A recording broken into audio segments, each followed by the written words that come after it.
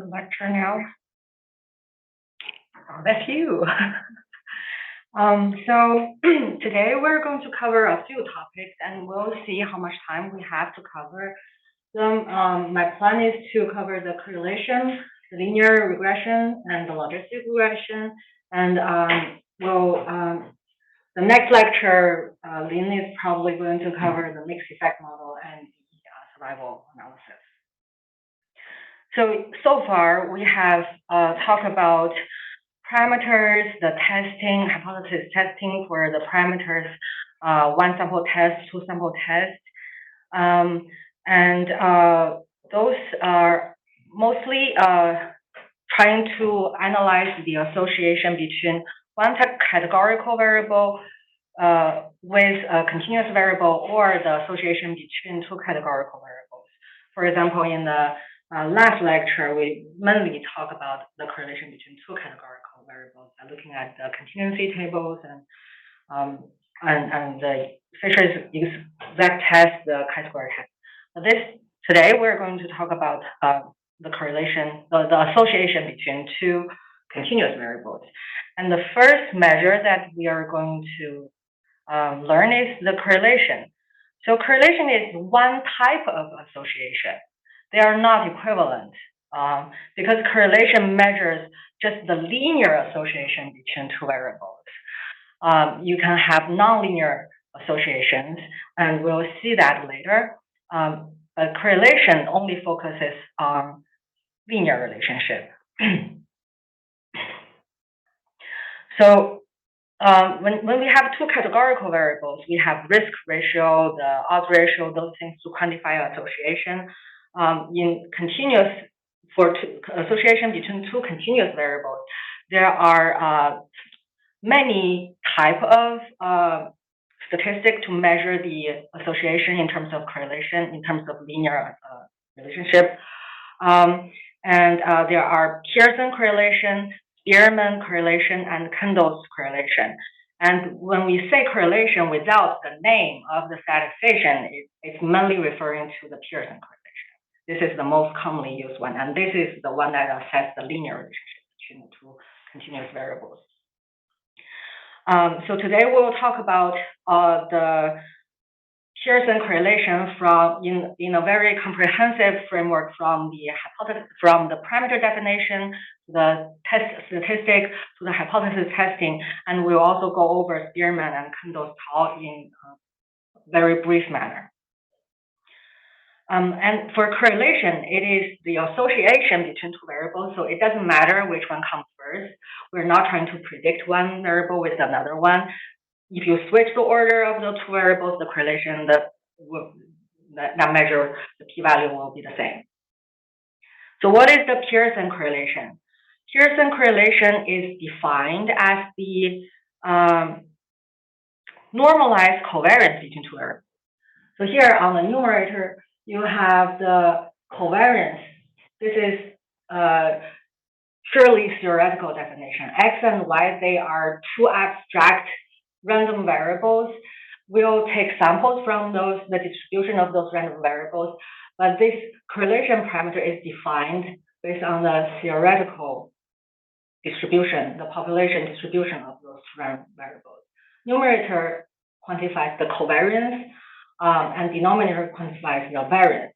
The denominator is just trying to take away the scaling of the random variables. For example, if I have height of the mom and height of the daughter as X and Y, I can either use centimeters as the unit, or I can use inch or meter as the unit. If I use different units, the covariance will be different. But you don't really care whether the centimeter is used or inch is used. The correlation, you want to assess that association without the impact of the measuring unit, right? So that's why we divided by the variance, and in this way, the unit will be canceled out between the numerator and denominator. It doesn't matter which unit you use, you will have exactly the same measure for the correlation. And this value is going to be between -1 and 1. 0 means no correlation. it implies independence if you have two normally distributed variables. If you have two variables that are not normally distributed, zero correlation doesn't imply independence. So correlation and dependence, those things are two different concepts. Dependence is actually more stringent than correlation. If you have independence, you should have no correlation. But if you have no correlation, it doesn't mean independence. Independence and correlation is no correlation is only equivalent if you have two normal distributed variables.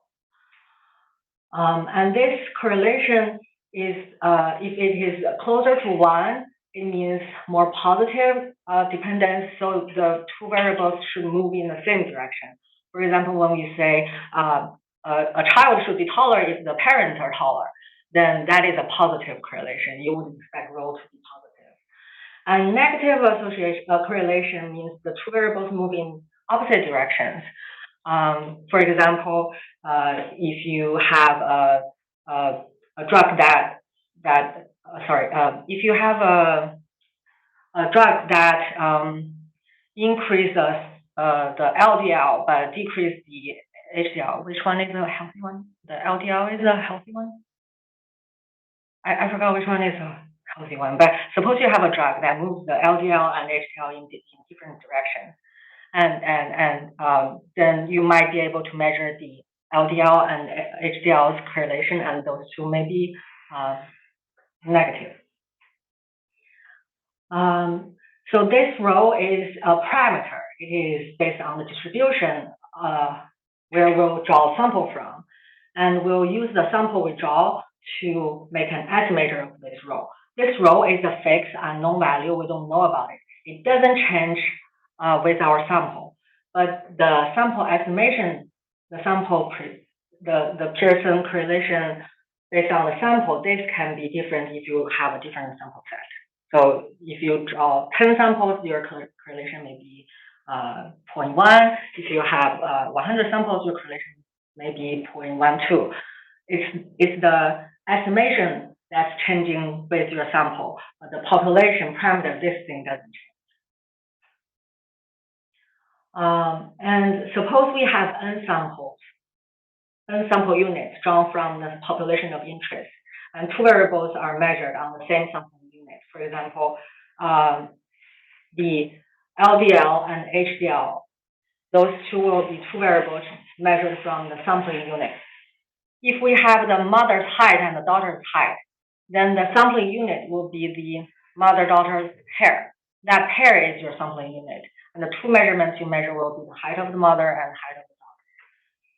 And you would plug in those values into this formula where the numerator quantified is the sample covariance and the denominator has the sample variance of X and sample variance of Y.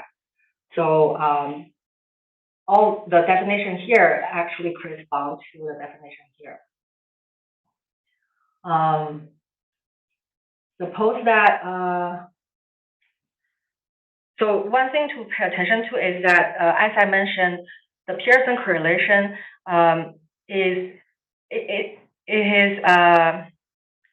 the independence is only equivalent to correlation if it's normally distributed. And when we try to use the correlation, Pearson correlation, we want to infer on the independence because correlation doesn't have any biological meaning, right? Dependence is the concept that has biological meaning. This Pearson correlation is defined for any random variable with finite variance. So your random variables do not have to be normally distributed to have a Pearson correlation. You can calculate this for many, many random variables, but this is only meaningful for normal distributed variables because for normal distributed variables, no correlation is equivalent to independence. And that's the situation when we are really interested in using the Pearson correlation. Any questions? So you can calculate this for anyone, any distribution, but it is only meaningful if you have two normal distributions. And that's why in the case study, we'll first look at the distribution of the two variables that we're going to investigate. We have we are trying to assess the dependency between baseline HIV RNA expression and the LDL change between the baseline and the end of the study. So is there any correlation between, is there any dependence between the HIV RNA expression and the LDL change? We'll first plot the distribution of those two random variables, see if they are correlated, if they are normally distributed or not. So these two are the normal QQ plot of the distribution, showing that those two variables have very distribution that's very close to normal. And then you can use scatter plot to have a visualization of the relationship between the two variables. You can plot them, reverse the order of those two variables, and plot the dots. This smoothing line, you don't have to fit it. Sometimes it can be misleading if you have a lot of outliers or a very few number of points. But if you look at the scatter plot, you can have a sense of where the association, where the correlation direction is. If you have a scatter plot that is very narrowly aligned that way, that means positive correlation. If it's this way, then you have a negative correlation. If it's a random scatter of clouds, then you have a very weak correlation. And you can use the R function, COR, to calculate correlation. But here, the code here, this is for manual calculation to show you where how the correlation is defined. So it's the ratio of the covariance and the two standard deviations. The simple way is just to use the function COR.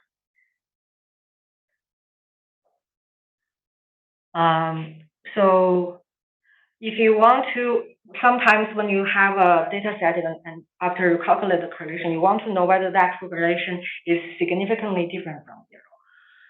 Because if you have a sample size of 10 and a correlation of 0.9, that is different when you have the same 0.9 correlation with 1,000 sample size. The larger the sample size, you should expect your inference on the correlation parameter to be more confident. So that's why we also offer the hypothesis testing for the correlation. Here in this example, we have 262 subject sample units, experimental units, and we measure both the change in LDL and the RNA expression, log transformed. So here, this log transformation guarantees the normal distribution of this variable. If you do not take the log 10 transformation, it will not be normal distributed. And the null hypothesis will be a correlation equal to 0 or not. If you want to test against other values of correlation, for example, rho equal to 0.5, then the situation is more complicated. But if you use the R function core test by default, it will give you the test against rho equal to 0, the independence between two normally distributed variables. And the test statistic is going to be in the unit format where we plug in the sample correlation coefficient. This is the sample version of the Pearson correlation. And it will follow a T distribution under the null hypothesis. If you have a super large sample size, you can approximate this by normal distribution. And after you calculate, suppose you have a very large sample size, and after you plug in the sample correlation, you can sort of compare this with the 1.96 in a normal distribution and see if this is significant or not. But to get the p-values, you need to compare this with the entire normal distribution and see where the tail probability is. R is going to give you this p-value. And in this situation, we have a very small p-value, and the correlation itself is 0.2. That is not very large, but the correlation is, we are pretty confident that this correlation is there. It's not due to randomness. So if you look at the data set itself, it doesn't appear there's a correlation, right? Because, and your intuition is right, because the sample Pearson correlation is only 0.2. That is a very small correlation.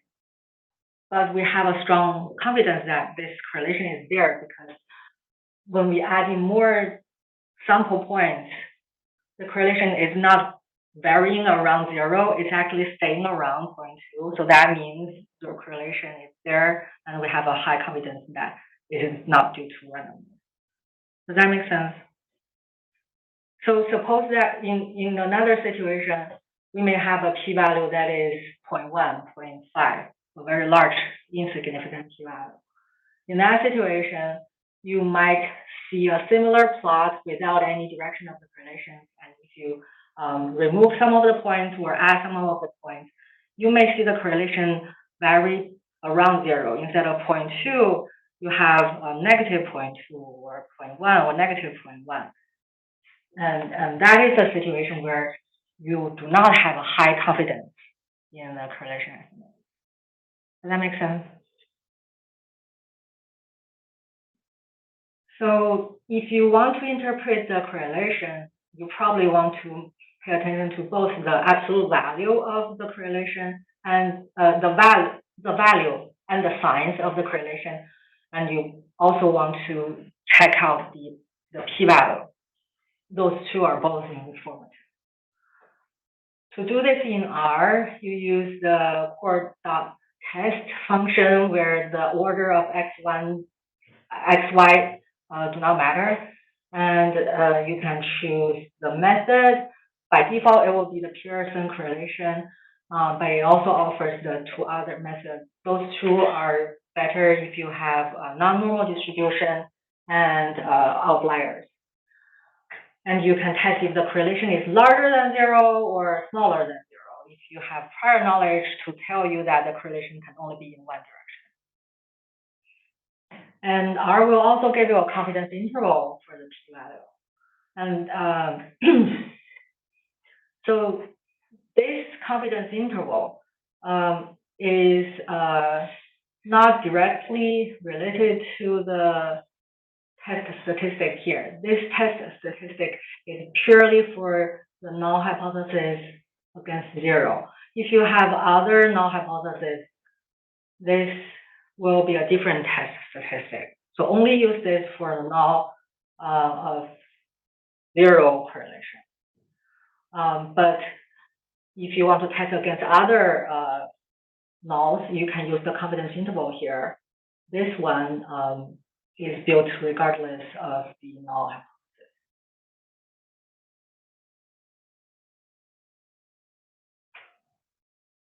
So that's basically the things that is written here.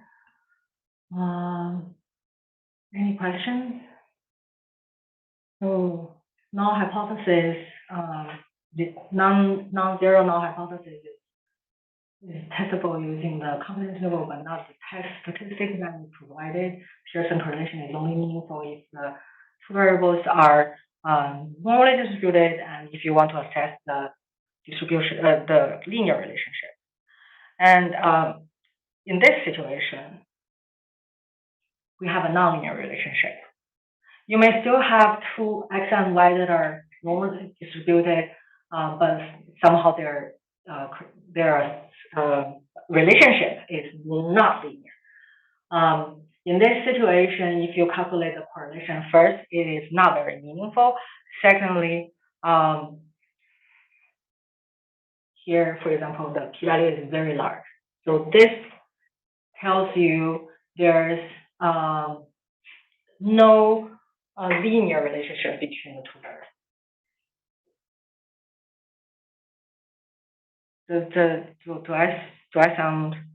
that make sense? Okay.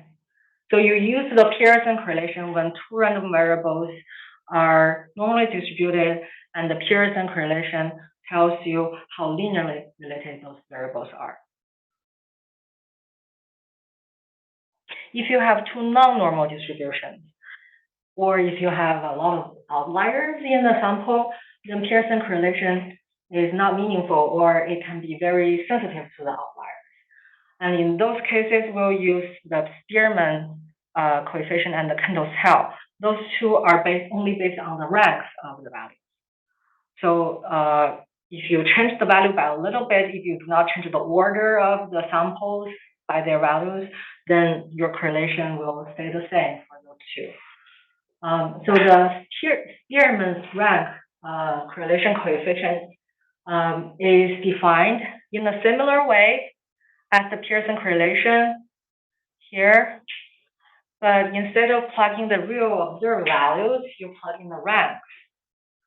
You rank the values from smallest to the largest and plug in the rank of the sample instead of the value of the sample. So that's the Spearman correlation. And the Kendall's tail is is a very interesting concept. So if you have the mother's height and the daughter's height in two vectors, you pick two moms and two daughters and see if their heights are concordant or not. By concordance, I mean the taller mom also have a taller daughter. So that's a concordant pair. You would take any two moms with their corresponding daughters and see if those pairs are concordant or not. And you would go through all of the pairs and count how many of the mom pairs are concordant. The pairs are concordant, how many of them are discordant. If mom's height and daughter's height are perfectly correlated, positively correlated, you would expect all of the pairs to be concordant, right? So this number should be large. And you normalize it by the total number of pairs.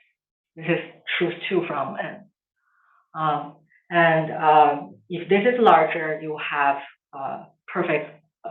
more positive correlation between mom and daughter's height. So if you have mom's and daughter's height in the opposite direction, you would expect the pairs to be all discordant. And in that situation, this value is large and you have a negative Kendall's tail. Any questions? And the testing for those two coefficients is not exactly normal anymore, but they can be approximated by normal distribution. If you just use the R function core test, you can just switch the option method into those two. R will spit out the p-value for you. Yeah. So can you use any of these if like one of the variables is categorical or ordinal? For ordinal, yes. For categorical, we would use, if you have a categorical variable that has two levels, you would use two-sample test, right? If you have a categorical that has multiple categories, that falls into the category of NOVA. Yep. So ordinal, is there one of the three tests I did there, the third one? For ordinal tests, you don't want to use the Pearson correlation, but these two should be fine. Okay. Yeah. Yes. Why do you think the Pearson correlation is more used than the other two? That's an interesting question. I think it's just the definition is more straightforward. It's the covariance divided by the variance. I actually think Kendall's tail has a very nice interpretation. And also, I think traditionally statisticians rely a lot on the normal distribution assumption. Yeah, we should spend more time in all of the lectures on non-parametric methods, but my experience tells me that most of the undergraduate courses and even the graduate courses focus more on the parametric methods. Any other questions? So this is the correlation metric. And if you have two continuous variables, instead of correlation, you can also do a simple linear regression with one of them as the predictor and the other one of the as the outcome. So there are many names for the variables you put into a linear regression. On the right-hand side, you have independent variable that is also called a predictor, a risk factor, experimental factor, a covariate. Those are all the names for the variable sitting on the right. And for the variable on the left-hand side, you have a primary outcome, or the dependent variable, or just outcome response variable. And typically, we use X to denote the independent variable, Y for the dependent variable, and we assume that this X is controlled by the experiment and Y is a random variable that changes according to X. For example, if you want to see the drug effect on the blood measurement, the drug will be the X and the blood measurement will be the Y. In a mouse study, you can put the genotypes in the X and for example, the microbiome as the Y. But in many of the situations, you don't really know where the direction comes from. For example, BMI and microbiome. I've seen people modeling BMI on the left and on the right. Either way is fine, because in the end of the day, you care about more of the association, and there has been literature showing that it is still valid to do a reverse regression where you put the outcome variable on the right, and that is still meaningful in some situations. But the assumption, the mathematical assumption for simple linear regression actually requires X to be a fixed value and Y is a random variable. And if you're, for example, if I try to do a regression with mom's height as the predictor and the daughter's height to be predicted as the outcome, you would argue why is the mom's height not a random variable? You can see it as a random variable, or you can see it as a conditional, the thing that you conditional on. Conditional on the mom's height. What is the daughter's height? And in that situation, if you conditional on the mom's height is already given. That is a fixed value, and you check the distribution of the daughter's height. So it is confusing when we say X is assumed to be fixed or given. By given, we just mean that this may be a random variable, but we treat it as given, conditional on it. In some other situations, it's less confusing because X is already chosen by the investigator, for example, the genotype or the treatment group. And one big assumption about linear regression is that conditional on X, no matter what your distribution of the X is, if it is conditional on, Y should be normally distributed. And the mean of the Y is a linear combination of your predictors, and the variance should be the same regardless of the value of your X. So no matter what your mean is, the variance is going to be the same one across all of the Y's.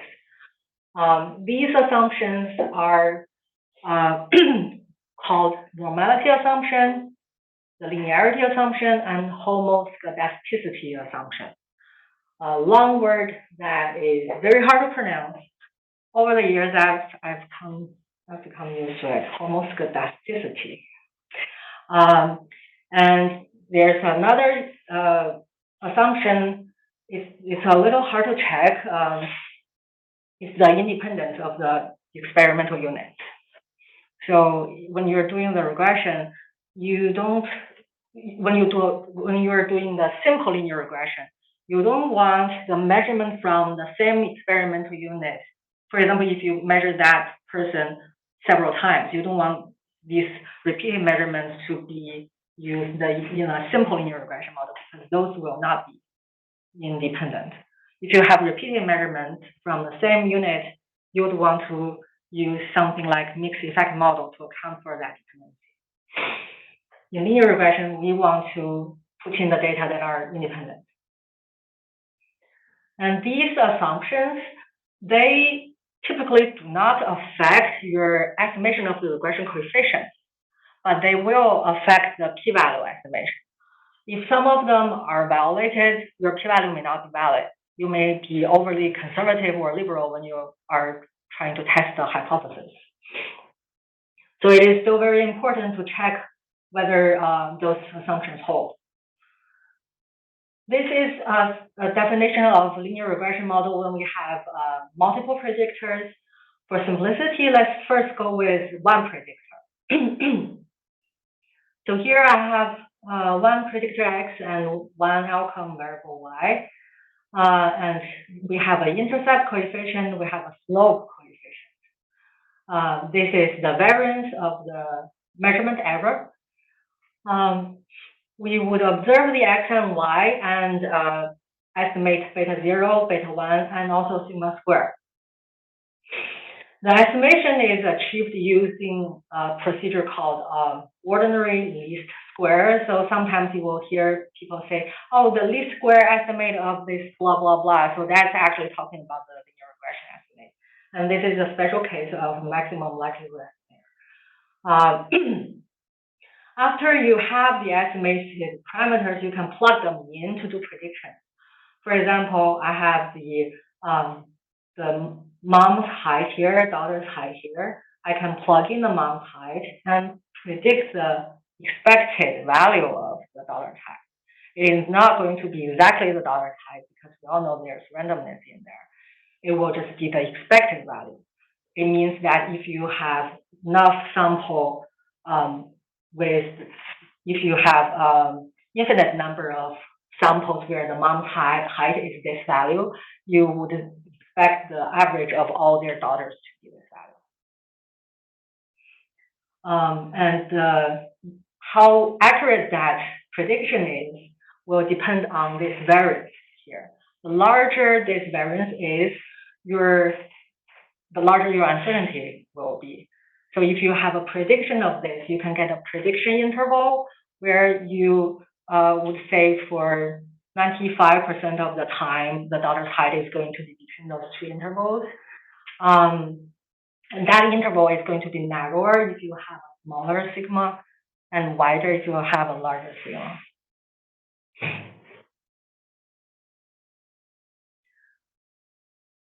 So in our case study, we have the RNA expression and the change in LDL. The measurement error is actually going to quantify the variation, the randomness that we have, where the expression doesn't completely define the change in LDL. All the things that are not defined by the expression will come into the error term here. And this error term variance, if this one is larger, it means that more of the variation in LDL change is not explained by this RNA expression. So you can see that the beta 1, beta 0, they are important coefficients that we're going to see and focus in the regression output. But this sigma square estimate is also important. You don't directly interpret it, but it will affect your confidence in the estimates. It will tell you, it's actually related to the length of the confidence intervals, the length of the prediction intervals, and the variance explained by the predictor. So Tina put some of the linear least squares estimation derivations here. we'll just talk about the intuition. When you try to estimate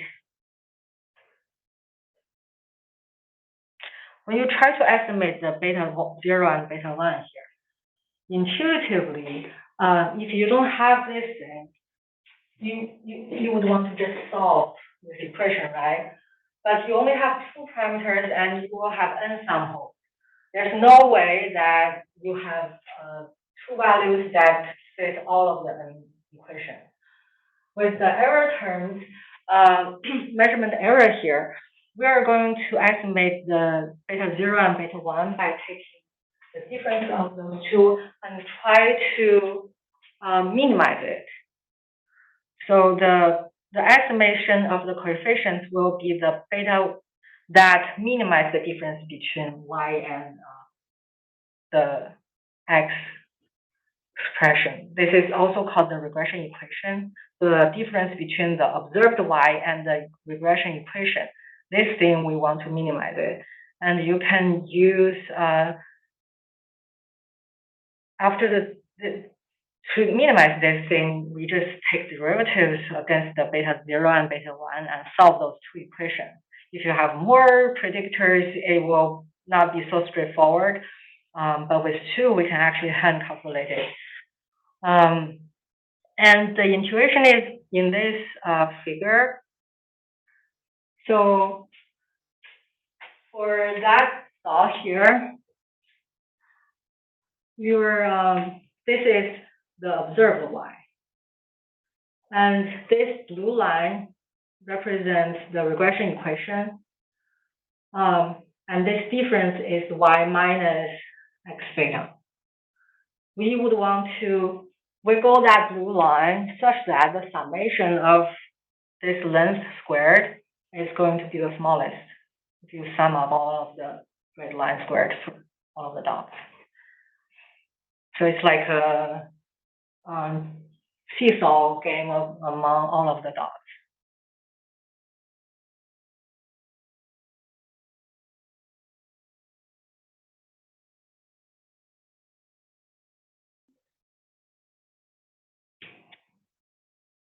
And to estimate this using R, you probably already used this function several times, the LM function.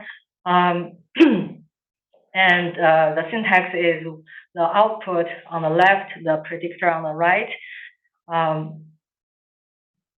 And you can put the data set here, the data frame here, or you can directly refer to the columns in a data set here.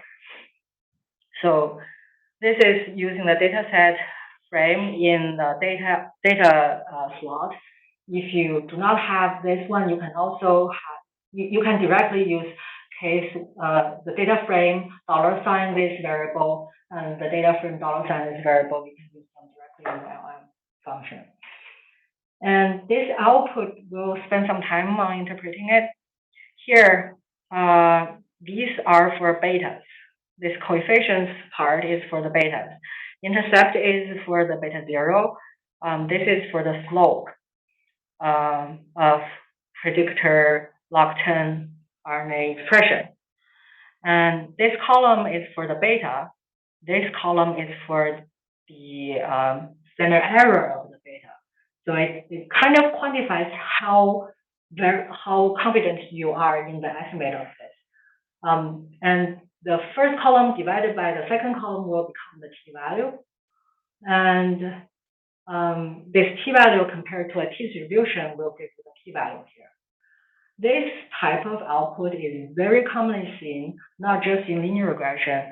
If you do logistic regression or DC or many other methods, you will see a similar table where you have estimate, error, a t-value or a z-value or a test statistic, depending on how the software calls it, and then the p-value.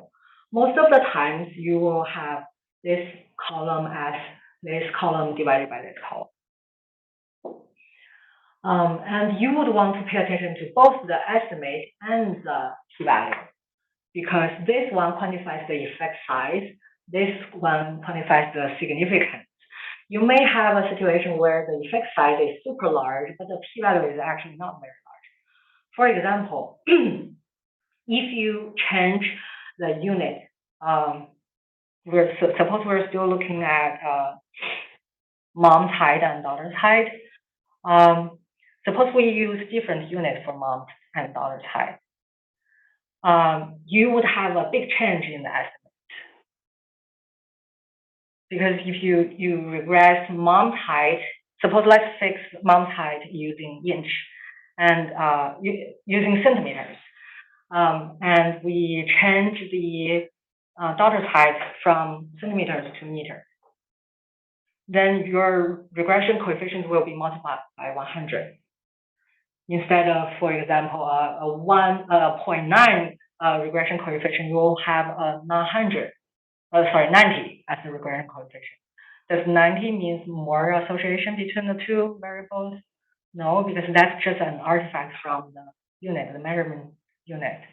And but if you change the measurement unit from meters to centimeters or the other way, the p-value is not going to change. So that's why when you look at these regression tables output, you should not just be focused on the estimate itself. The p-value and estimate, they both make a difference. And you may say, why don't I just focus on the p-value instead, since this accounts for both? Well, in some situations, for example, in gene expression, if you have a gene expression that has a significant fold change between the treatments, but the fold change is very small, it may not be very biologically important to you. For some biologists, they want to see a big fold change to be biologically meaningful, even when the fold change is significant, but if it is too small, they do not want it either. So both of those things matter. And here we also have the multiple R squared. This is often used and as the variance explained. So it is going to be the variance in the outcome that is explained by all of the predictors you put in the model. The more predictors you put in the model, the larger this thing is expected to be. In general, if you put in more variables as predictors, this value will increase.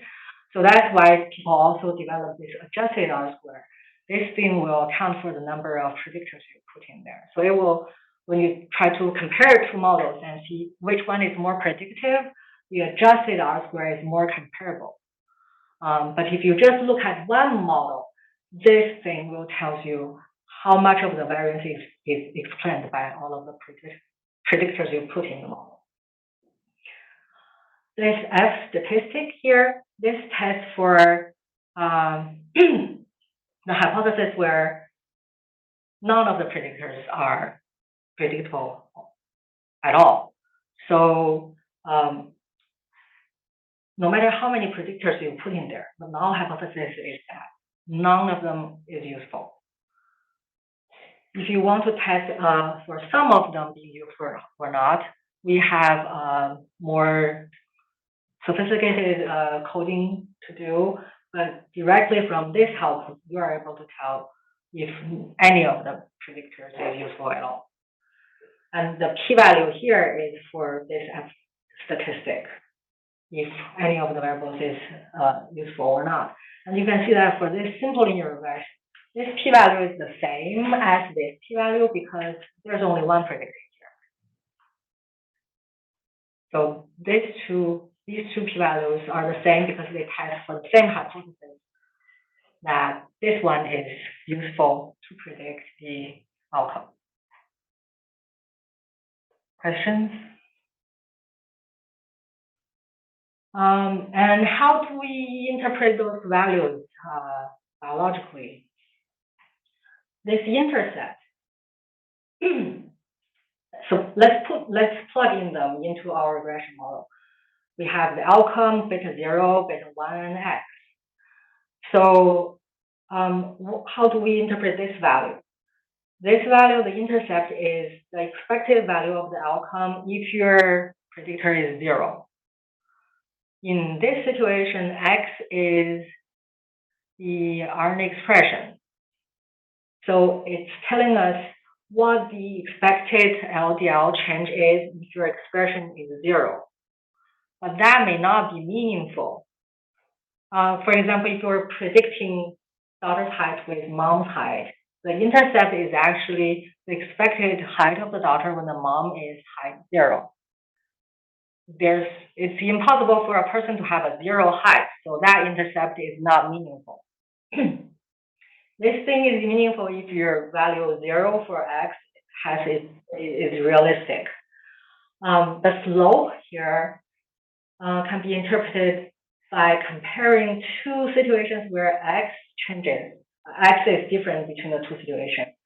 So suppose for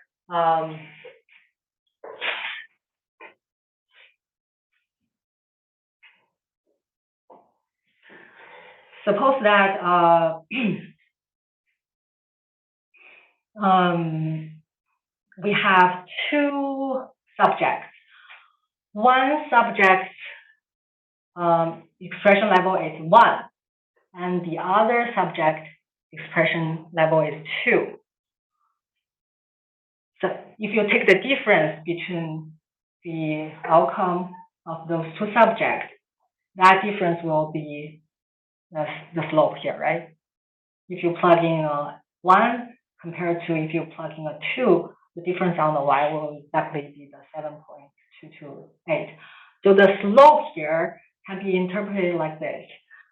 If you have 1 unit increase in the predictor, the outcome is expected to be increased by this beta 1. If your expression level, if the RNA expression level is increased by 1 unit, then the LDL change is expected to be increased by 7.2 units. So that's how you interpret it. It's interpreted in the sense of increasing x by 1 unit. What is the change in y? So here, these are the intercept. It doesn't make sense here because the x equal to 0 is not meaningful. So we have finished talking about the interpretation, the estimation of beta, and how to look at the regression table. But so far, we didn't really check on all the linear regression assumptions, whether normality hold, homoscedasticity, heterogeneity, normality, linearity, and homoscedasticity, 3 assumptions. And those can be checked using this function plot.lm. If you plug in the LM output here. By using this which function, which option, you can choose the type of diagnostic plot you generate. The type of diagnostic plots I'm generating here is obtained by using different values for the which. You can check the help page of R. So the first set of diagnosis is residuals versus fitted values. So the residual is actually the observed y minus the estimated y. By plugging the x into the regression coefficient, it's basically measuring the difference between your dot and the regression line. So the residuals is the difference between the dot and your regression line, and the fitted value is the values on your regression line. So it is a little hard to wrap your head around it, but the thing to remember is that this should be a random scatter of points. It shouldn't be fatter on any side of the plot, or it shouldn't have any nonlinear pattern here. So here we're using this diagnosis plot to check for linearity assumption. On the left, if you look at the center of this cloud of dots, it's roughly around 0. This means that the linearity assumption holds for this model. If you see the center of this cloud to be a nonlinear shape, it means that the linearity assumption doesn't hold. You may want to use some transformation of the predictor as a new predictor. For example, instead of regressing on x, you can put in x squared or log x or exponential x, those transform value of x in the regression model as predictor. This is to check linearity assumption. If it doesn't hold, transformation of x can be used. This is to check the normality of the model setting. When we check for normality assumption, we use the residuals to check normality. We don't use the observed y to check for normality. Because the observed y is only normally distributed conditional on x. There are situations where your y itself, the y alone is not a normal distributed variable. For example, if I have the height of all human beings, one group being males and another group being females, you would see the distribution to look probably like this, like the mixture of two bell shape, right? So the distribution of all human height is not a bell shape. It's a mixture of two bell shapes. But if you conditional on x, conditional on gender, you will see a bell shape. So that's why to check for normality assumption, if you do a regression of height against gender, to check for the normality assumption of this model, you do not put in the height here in the QQ plot. Instead, you would use the estimated height minus the height. You check this, the distribution of this thing.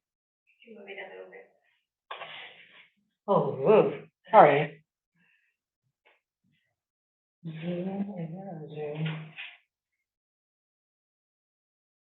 So this is the overlap of the two bell shapes. And instead of checking the height, distribution of height, whether it's normally distributed, you check the residual. This is called the residual.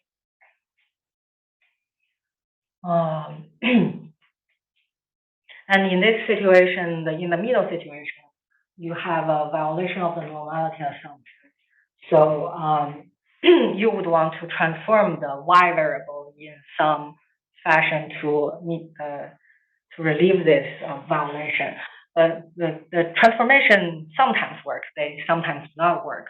I'm not including all of the possible transformations you can do to mediate this, to address this violation. You can actually Google it, but I suggest you talk with the statistician and explore the interpretation of the transformation before you actually do it. And this plot is for the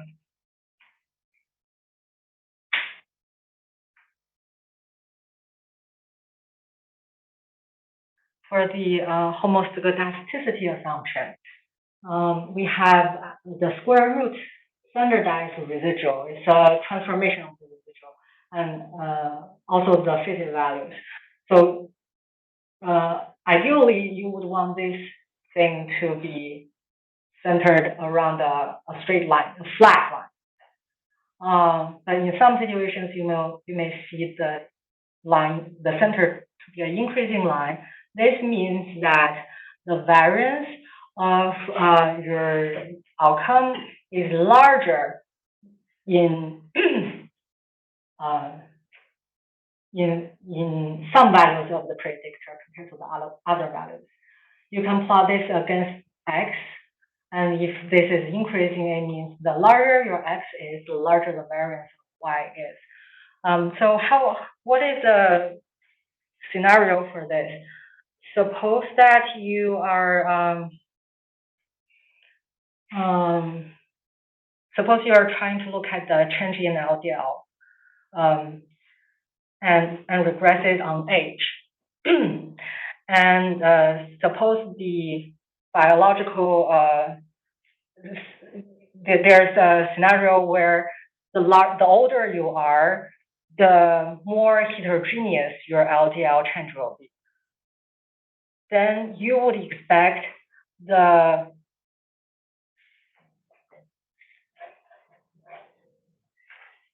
this is age, and this is LDL change. They may have a increasing relationship here, and the dots may look like this. So in the plot I'm showing, there's a positive relation between age and LDL change, but the effect of age means that the older you are, the more heterogeneous the LDL change is going to be. So this is a violation of the homoscedasticity assumption, and it will be reflected in the diagnosis plot there.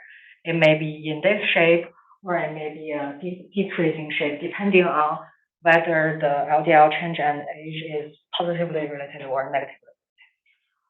But if you see something like this, it means you may want to do some transformation of the Y, or you may reconsider a model setting. The transformation is not always recommended, because in a situation like this, you may instead want to use a more sophisticated model than the linear regression.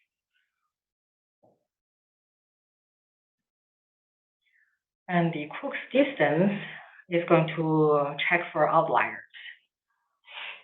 This thing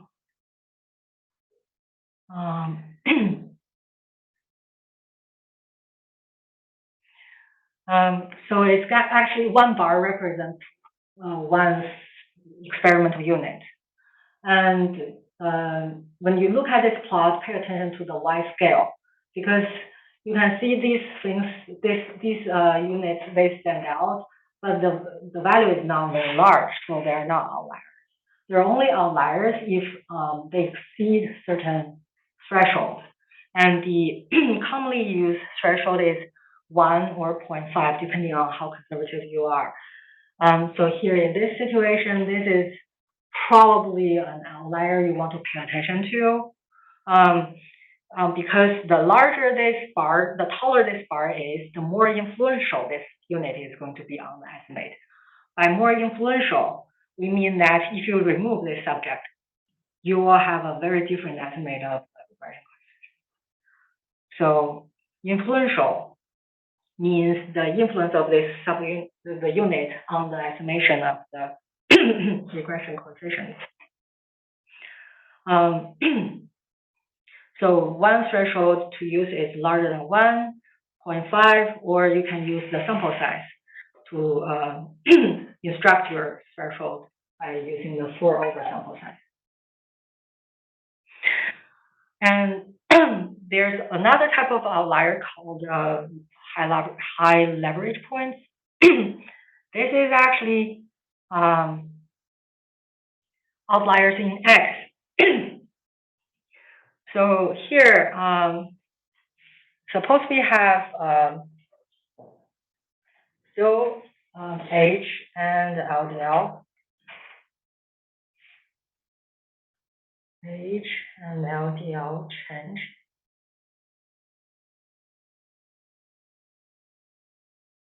And suppose that most of the points are here. There's one super old guy. This will be a high leverage point. It may not be a high influential point if your regression line happen to be around this super old person. But this will be an influential point if it is here. If your regression line is driven by the majority is here, but the observed value is there. So high leverage point are not always problematic. It is more problematic if it is also an influential point.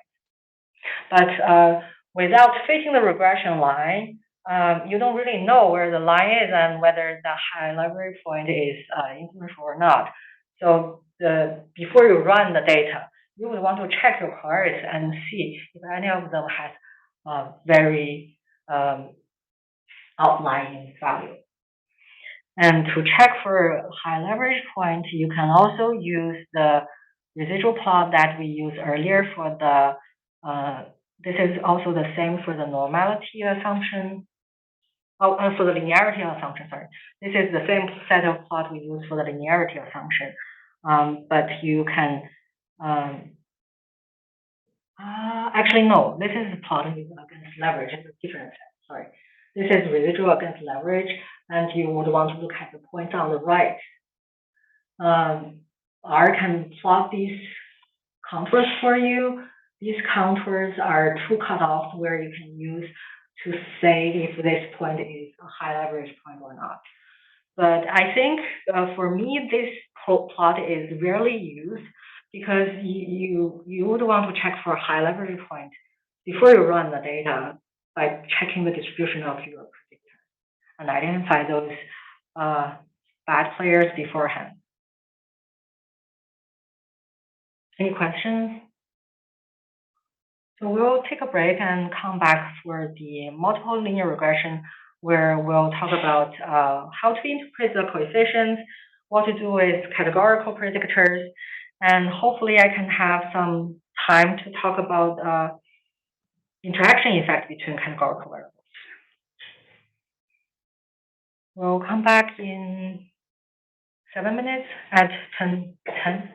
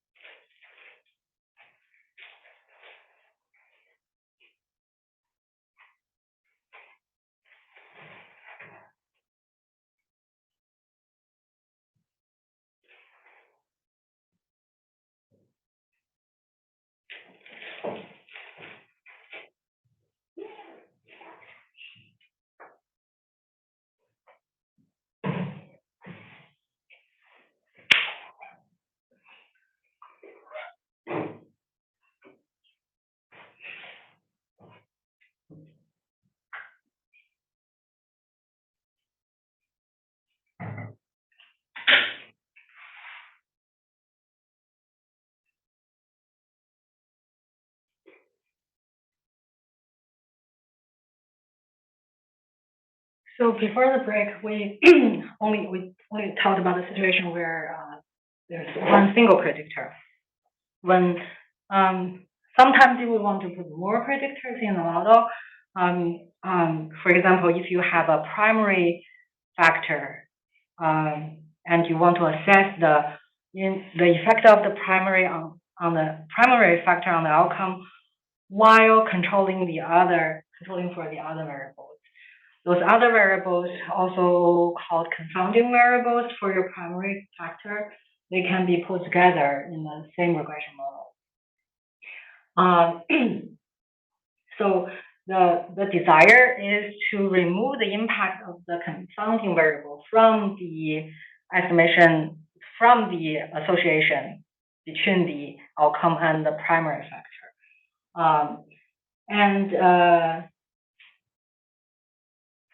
This sentence is actually backed up by mathematical by proofs. So if you actually if you regress out the confounding variables from the outcome, and if you regress out the confounding variables from the primary factor, and use the remaining information in the outcome and the primary factor as the regression outcome and predictor, you will actually get the exactly same regression coefficient and p-value. So that's the reason why when we say the effect of primary factor on the outcome while controlling for the other variables, while controlling for the confounding variables, we're actually removing the effect of confounding variables from those two. These confounders are ideally they should be chosen for clinical reasons instead of just putting everything in the same pot and cook. So because in real life you are limited by your sample size. The more predictors you put into the regression model, the more degree of freedom you wasted on those predictors. If you have a super large sample size in the thousands, the IT companies, they have millions of data points from the users. In those situations, you're probably free to use a lot of predictors. In biomedical world, your sample size is often very limited. The more predictors you put in there, the more degree of freedom you wasted. And the variables you're super interested in, the effect of that might be washed out by the other predictors you put in there if they're actually not very helpful. So when your sample size is limited, be careful about what you put into the regression model.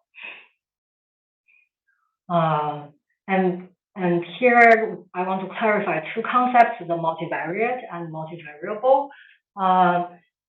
Sometimes you will hear people say multivariate regression.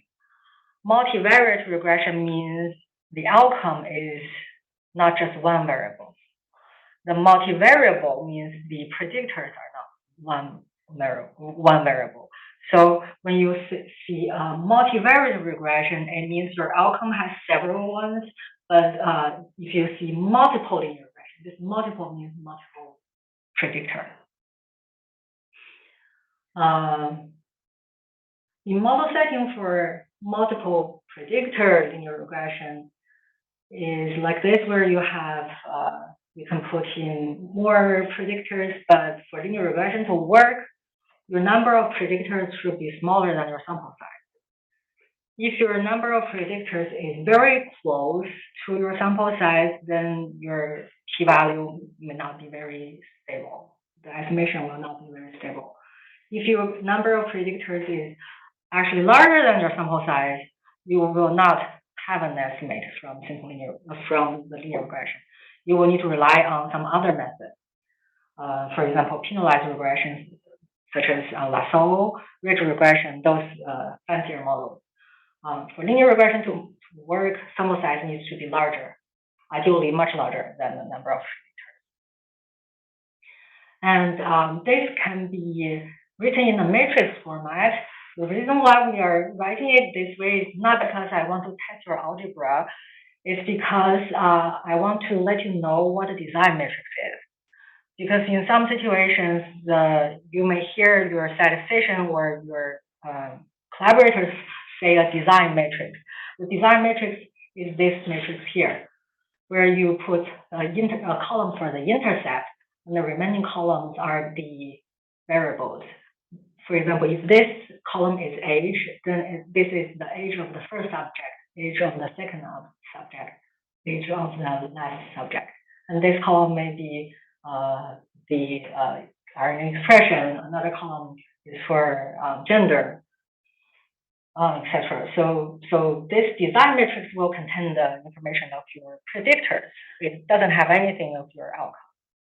The outcome is going to be in this vector. And you can use the same logic to estimate the coefficients beta here by just taking the difference between the y and the regression equation and minimize their difference, the sum of square difference. This estimator is also called the least square estimate. And with the matrix format, you are actually able to have an explicit formula for the estimator. So in the super old days, we actually do hand calculations based on this formula. You will be able to plug in the beta hat into the regression equation to get a predictive value for the y.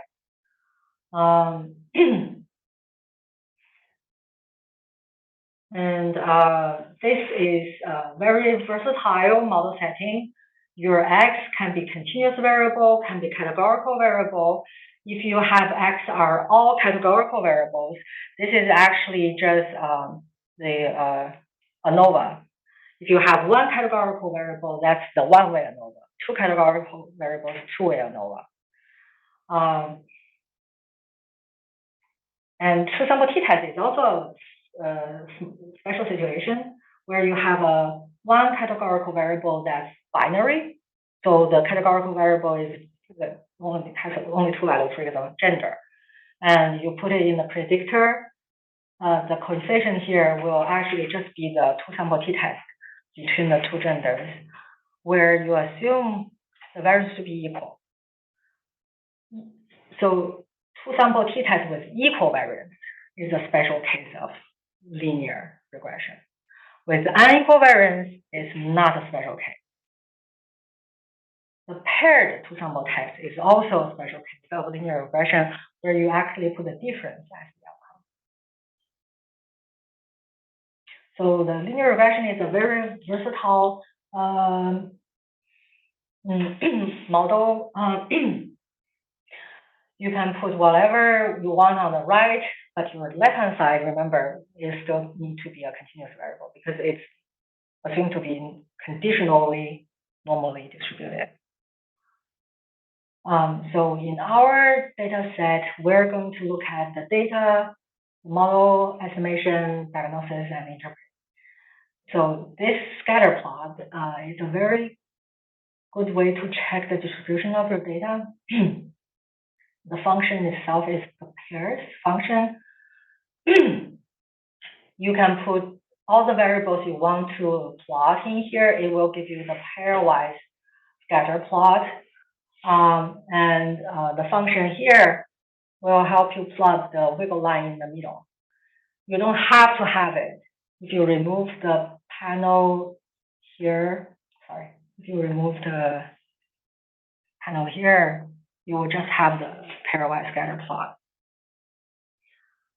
So it will give you some sense about the distribution of your variables, whether any of them are super related with each other. So in some situations, you can find it to be super helpful. For example, you may have two variables that are strongly correlated with each other. In some situations, you may make an error and record two variables in two different units. And if you do a scatter plot like this, you will see them to be a perfect straight line. And that tells you do not put both of them in the regression model. Because for linear regression to work well, you do not want predictors to be super correlated. They can have some correlation. They may not have. Your predictors do not have to be independent. But if they are super correlated, it will make your estimation unstable. Because if you put in, for example, the daughter's height in centimeter and the daughter's height in inches, what is the meaning of that?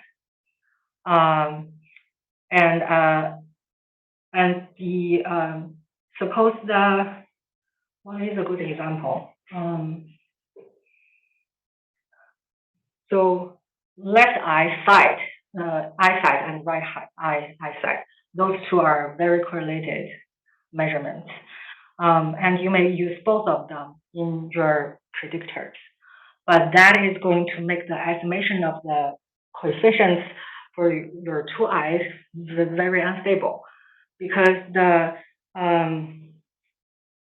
you cannot really tell whether the impact comes from the left eye or the right eye, right? If you put both of them in there and they're super correlated, if they're moving in the same direction, and if they both have a strong association with your outcome, you cannot really tell whether that association comes from the left eye or the right eye. So the estimation, the p-value for those two coefficients, they will actually not be very stable. So before you run your regression, you want to check if any of the variables you put in there are super correlated. And if that's the case, you may want to remove one of them.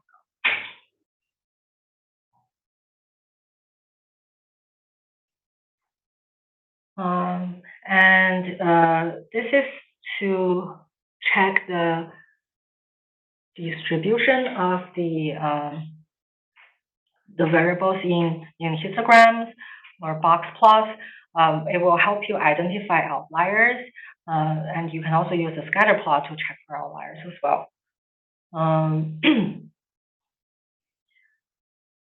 the interpretation. So this is the checking out the data, whether you have any super collinear predictors. Oh, so when I say the left eye and right eye are correlated, I was trying to describe the linear relationship between the two. If you have one variable that's height and the other variable that's height squared, they are perfectly dependent, but they are not linearly dependent. You can put both in the predictor. So you are only worried if two variables are collinear. They are in a very strong linear relationship. That's when you need to remove one of them. And the model for our data set has age, LDL, baseline, the CD4 count, the RNA expression, those are your predictors. And the LDL change is the outcome. How would you interpret those coefficients? Our primary factor, the primary factor is the RNA expression. So if you keep age, LDL, and CD4 constant, and increase the log 10 RNA by 1 unit, that will result in a beta 1 unit increase in the outcome. So that's how you interpret this. The increase in Y when you increase this predictor by 1 unit while you hold the other predictors unchanged. That's the effect of log RNA when you account for the effect of other predictors. So we said that this is our primary factor, but you can see that those factors, they're put in the regression model in the same, they actually, you can switch the order of those, you will have the same regression equation. So you can also interpret the coefficient for H if this is your primary factor. The interpretation would be if your expression level, LDL, CD4 are unchanged and this person gets 1 year older, what is the expected change in outcome? So you would want to interpret this by holding the other values unchanged. If you have two variables that are super collinear, then it's impossible to have 1 unit change in one variable while holding the other one unchanged. You cannot increase your eyesight for the left eye while holding the right eye unchanged. So that's why having two collinear variables in the predictors are not quite meaningful.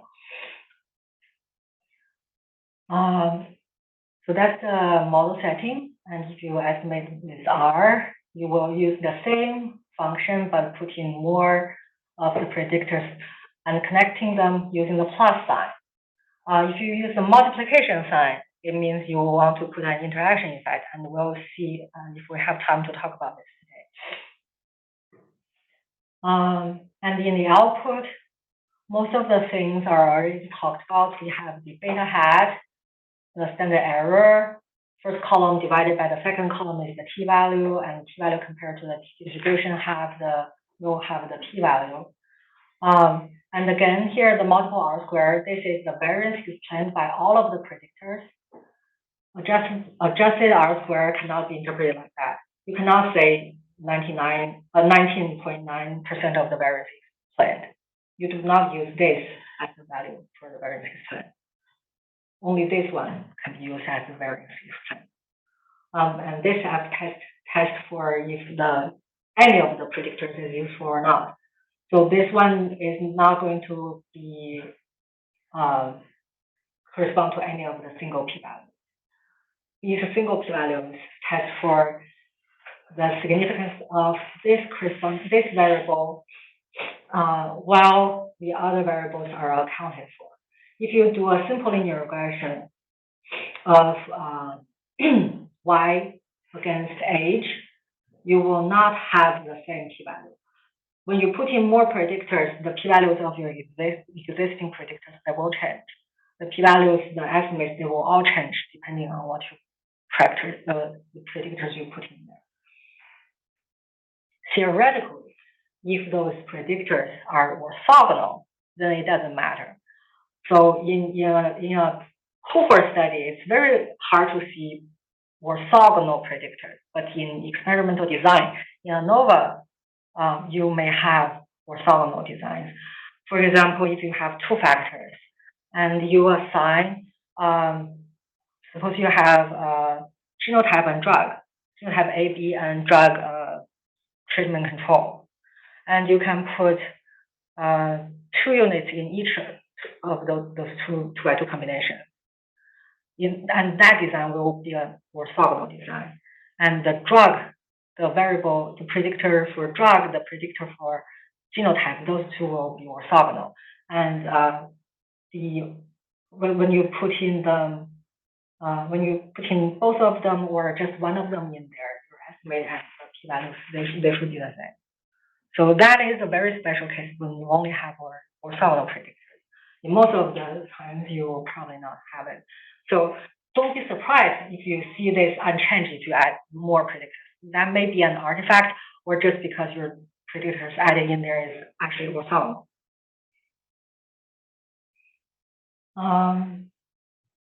So this is the general situation where your predictors can be both continuous and categorical, but in the case study here, we only have continuous variables. When you have a categorical variables, you need to let R know what each category means, because if you look at the design matrix, this thing need to be in number.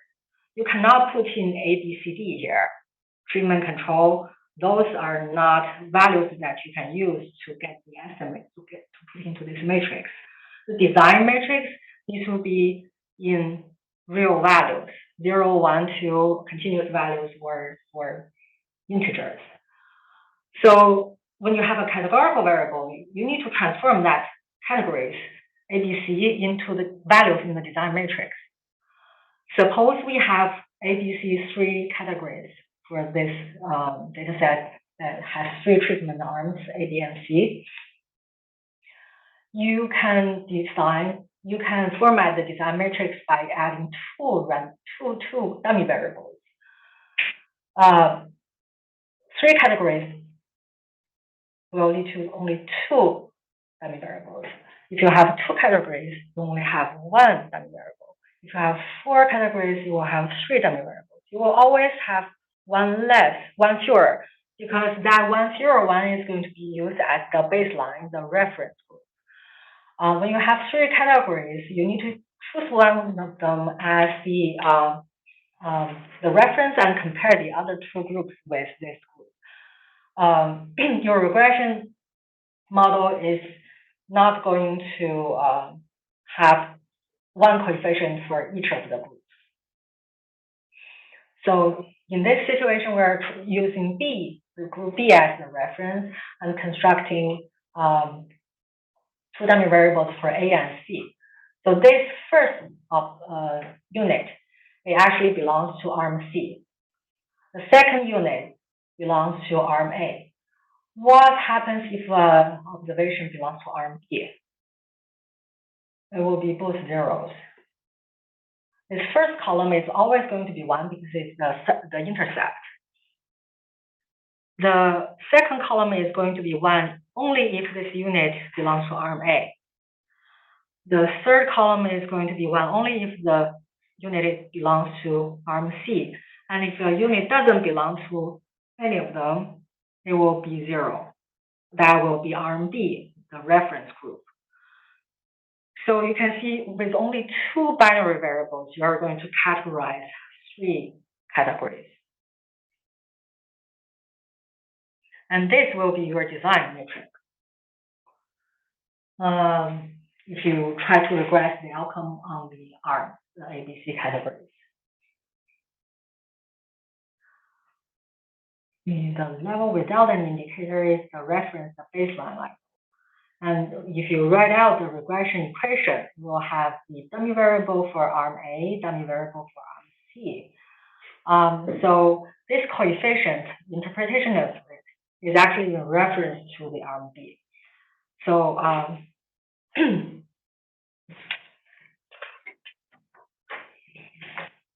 so let's write out the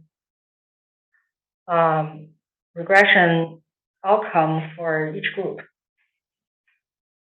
So for A group, the Y is going to be equal to beta 0 plus beta 1 multiplied by, if it's a subject from A arm, then this value will be 1. This is the dummy variable for arm A. If it belongs to A, it will be 1 multiplied by 1. And the arm C indicator variable will be 0.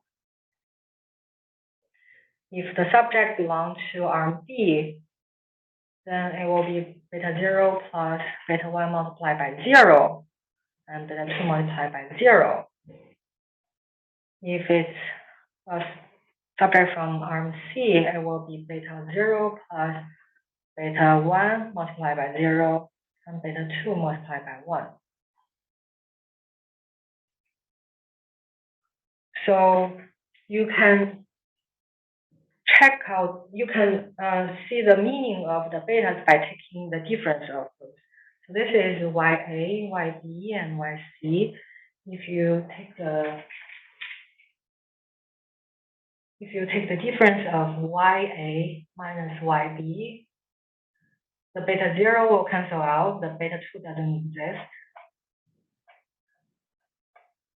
So you will be left with only beta 1.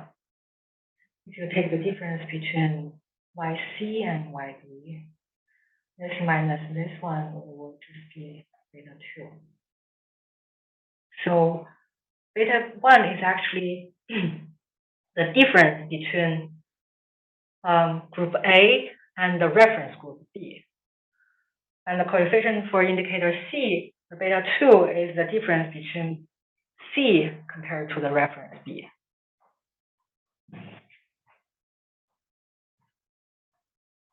And if you want to look at the difference between A and C, that will be beta 1 minus beta 2.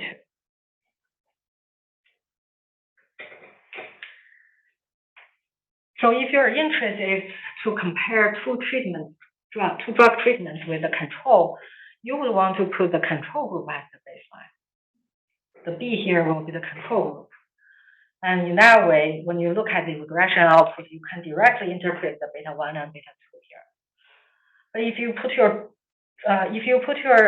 control group, if your control group is A, then to check the treatment effect for C, if this is treatment, this is control. To check the treatment effect of C, you will have to look at the difference between those two beta. And that is not directly available from regression output. So to be convenient, you will want to choose the status quo, the baseline, the control group, those as your reference group when you construct the dummy variables. So by default, this data set treated arm B as the reference group, and in the output, you will have the beta for arm A and the beta for arm C. But you can actually change it, because R actually taking the categorical variables, transform it into a dummy variable, numerical variable for you by using the factor, by treating the variable, categorical variable as a factor. So here I'm defining the arm factor, again, redefining it by changing the levels. So originally it was BAC, now it's CBA. The first one will be your baseline level. If I redefine the arm variable with C as the first that comes in, your regression output will have C as the reference group. And now the effect here, this is the difference between arm B and arm C. This is the difference between arm A and arm C. The p-values, the interpretations, the estimators, the numbers, your conclusions will not change if you use different reference groups. It's just for the convenience of your output, using a good control group will save you from extra effort to extract, for example, the difference between A and B. That's not immediately available. You need to use another function to extract that from the regression output. Any questions?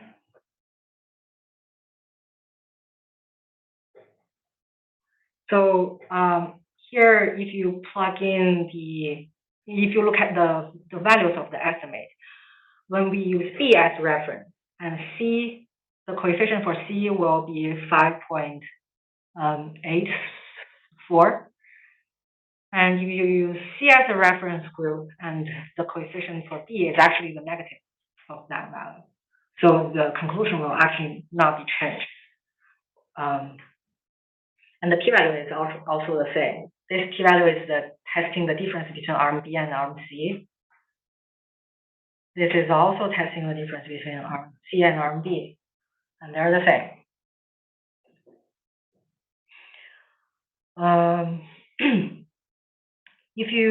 So this is actually just a special case of one-way ANOVA where you have one categorical variables. For a one-way ANOVA, your regression coefficients can actually correspond to the mean of each group.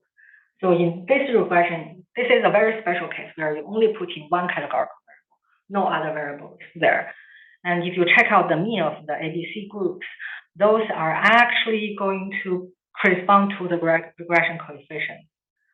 So the Y, A, B, and C there, if you plug in the beta hat, they will exactly be the means here. And if you take the difference between A and B, you have the beta 1. If you take the difference between C and B, you have the beta 2. And the difference between A and C will be beta 1 minus beta 2.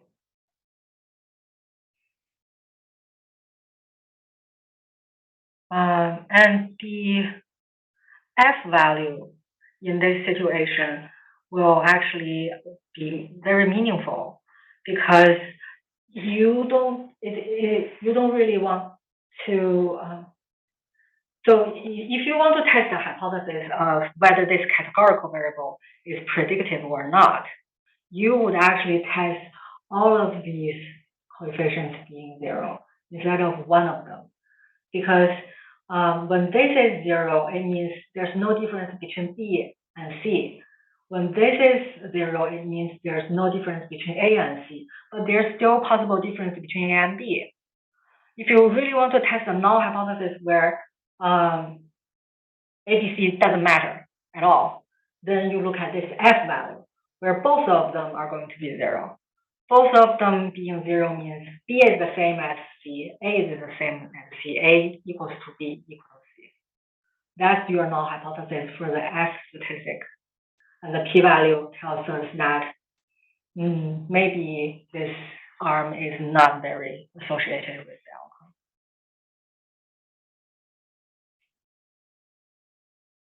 So this is the special case one-way ANOVA. If you use one-way ANOVA's function, you will actually have the same test statistic here, the same p-value here. So that's why you may have a statistician that do the linear regression for you, and that is going to incorporate the one-way ANOVA, two-way ANOVA in the regression model. So you don't have to ask them to do the ANOVA again if they already do the linear regression for you. Questions? So that's the multiple linear regression. And this is when you only have one categorical variable. I think it's also important to look at two categorical variables and the interaction effect. If you have two categorical variables, you can construct semi-variables for each of them in the same fashion. So here I have three arms. Suppose you also have gender, you can then create one column for the gender. That's 0, for example, for male and 1 for female. And you can put all of them in your predictor. Interaction effect happens when you want to see if one categorical variable affects the effect of the other variable. So suppose I have genotype and drug for the mice study. Sometimes you would expect the drug effect to be stronger in one genotype and weaker in another genotype, or even in the reverse direction in the two genotypes. That means your genotype and the drug treatment, those two variables interact.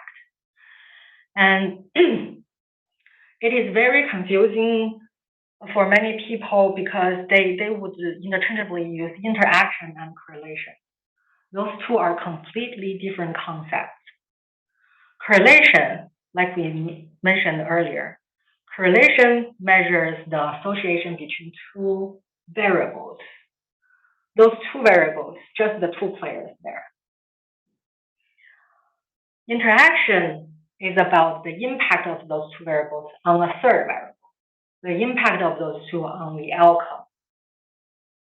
It's like the correlation is the relationship between my husband and I, but the interaction is the influence of my husband and I on our child. So the interaction, the two variables may interact, but not correlate at all. In a very well-designed two-way ANOVA, the two factors, the genotype and the drug treatment, those two are actually independent, but they may have interaction effects on the outcome. So I didn't have this materials in the lecture notes because I think last year we didn't talk about interaction. But this morning when I was having my breakfast, I thought maybe I should talk about interaction effects because some of my collaborators are really confused about it. So I pulled out my notes from a class that I taught in Wisconsin Medicine undergraduate course, where we use another data example to showcase the interaction effect. So in this data example, I have the salary as the outcome, and we have the education level E and the position, whether the person is in a manageable manager position. That is another categorical variable X. M and X here is the age. So we want to check out how age, education level, and the position, those three variables are going to affect the salary of the person. So what we're going to see what it means by those variables interacting with each other. So this is trying to visualize the interaction between the position and the education level. Education level has three values. The position is either manager or non-manager. And you can see that for the manager position, the education level matters, right? This second education level actually has the highest salary. But if you look at the non-manager position, the education level actually doesn't really matter. So the effect of the education level is different between the position. That means the position and the education level, they interact. Interaction means the effect of one variable is affected by the value of the other variable. You can use the interaction plot to check out the interaction effect. And that is done through the function this. So you can put your outcome here. You can put your outcome here, and then the two categorical variables in the front. R will give you an interaction plot. And you can see for the low education level, the salary is actually not very for non-management position, the education level doesn't matter that much.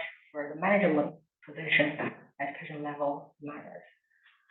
So this is the interaction between two categorical variables. We also have interaction between continuous variables, and one continuous variable and one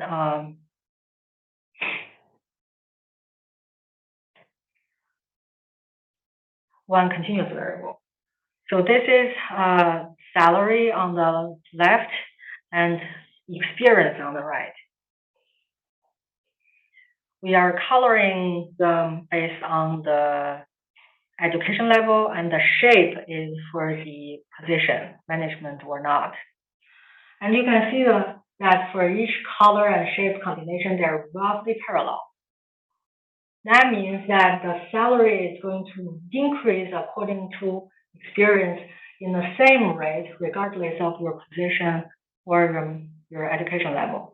That means the experience doesn't interact with education or position.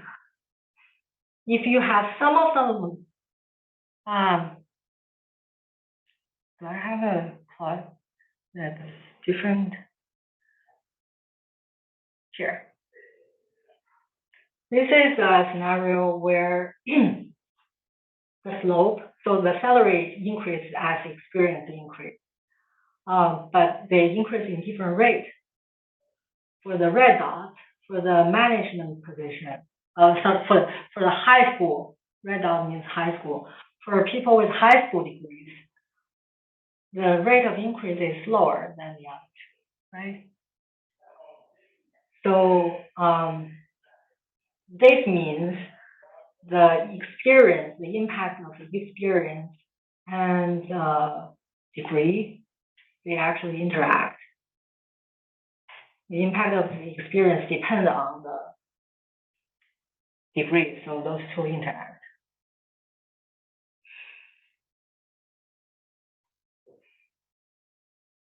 And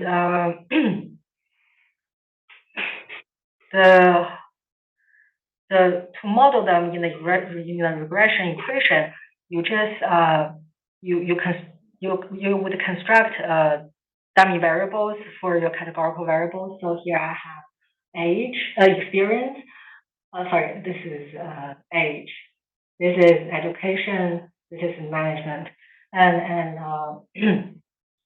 for this categorical variable, it has three levels. So I have two dummy variables.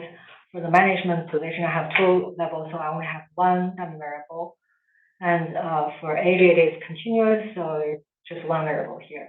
This is a model. If you look at this first part, it is the model without checking out the interaction effect. But if you are interested in the interaction effect, if there is an interaction effect in there, you would want to model it. You just multiply the variables you want to model. So here I'm multiplying the education level by the management position. These two will account for the interaction effect between education level and management position. Because you have two levels for education, you will have two coefficients for the, three levels, two variables for the education. You will have two coefficients for the interaction effect. This whole thing, I can imagine, it is very hard to get your head around if you actually look at the output. If I see those two coefficients, they are significant. What does it mean? Which one has higher level? Which one has higher impact? It is very hard to wrap your head around it. But if you are able to write out the design matrix and look at those betas, plug in the values of your subject, then you will be able to see which one is higher. So for example, if you have a non-manager, then the M's will be 0. You just plug in all these values. And if you have, so let's compare non-manager and manager. That is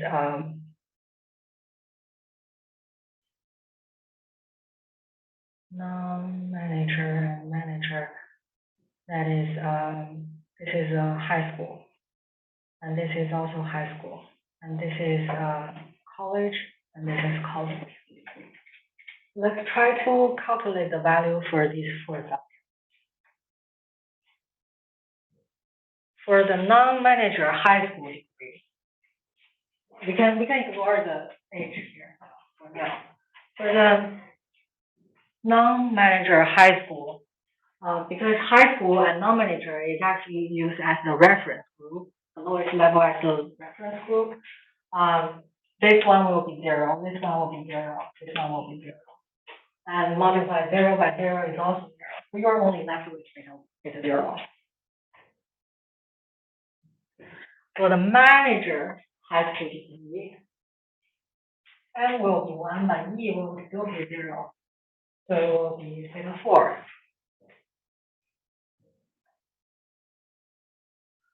For the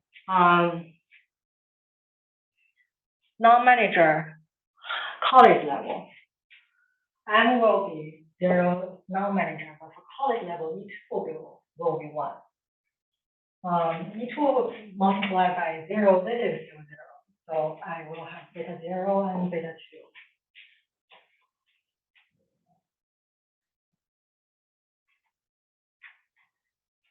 For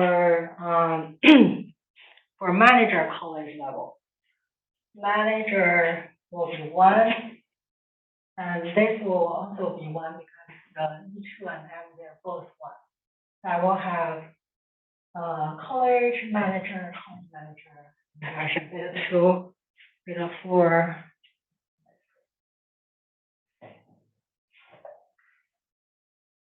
Beta 0, beta 2, and beta 4. So if you check out the difference here, the difference between, this difference, beta 4, will be the salary increase for a high schooler to be promoted. This will be, actually, I have another beta 5 here. This difference is going to be beta 4 plus beta 5. This is a salary increase for a college graduate to promote. And you can see they are different. And the difference is in beta 5. So beta 5 here is going to be that interaction effect. It is hard to just look at the number and say what it means. It is easier if you plug them in there. So I post this lecture on our course website, and it has more examples, and you can try to exercise yourself if you're really into it. But I think the key is to let you know that interaction effect is not correlation. It is interpreted in the sense that one variable's impact is affected by the other. The interaction effect between the continuous variable and the categorical variable is a little more complicated. So here we try to interpret it by looking at the slopes. So this is the interaction between the continuous variable experience and the sum of the categorical variables here. If the slopes, they are different, that means those are have interaction. And to see which of the slopes is larger, you don't always necessarily need to plot this for your data. You can check out your regression output. So here we have experience multiplied by education, experience multiplied by education, third level. And you can see that those are actually negative. So it means that the impact of experience for college graduate is actually smaller than the high schooler. The impact of salary increase is smaller in the college and postgraduate people compared to the high schooler. This is the slope for the high schoolers, because high school is your reference. This plus this value is the slope for the college graduate. This plus this one is the slope for the postgraduate. Many of the times you're probably only obsessed with the p-value here.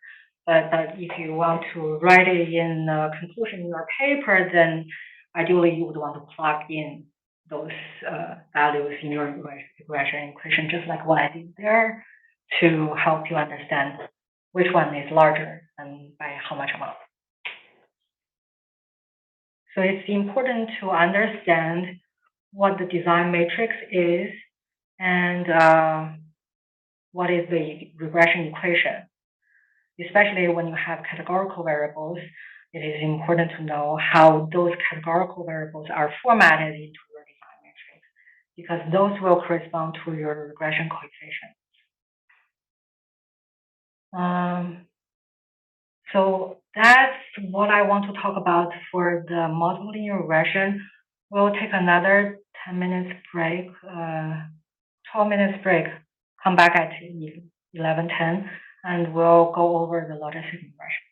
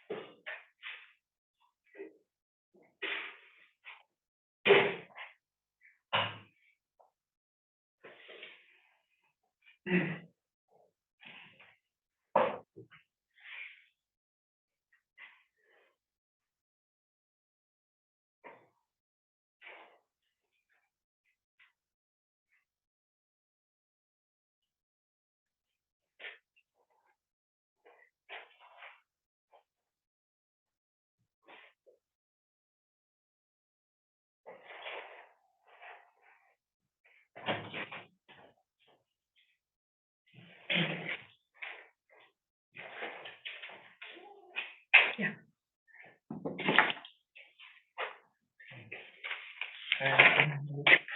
In your definition, can I put the continuous variable and the category of variable it at the same time? Yeah. Is it possible? Yeah, just like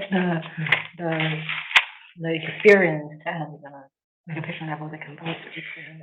But in case of LDL, there is some kind of 100, 200, 300, and categorical make a categorical variable, and one analysis can just put the number continuous variable,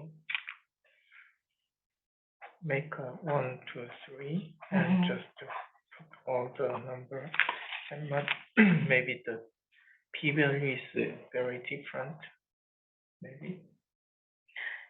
Are you asking if I treat it as a continuous variable versus treat it as a categorical? Yeah, maybe the LDL I use the same LDL, but then I use the categorical variable, and when they will be very different. Yeah. So if you use LDL as a continuous variable, you will only have one coefficient, one p-value.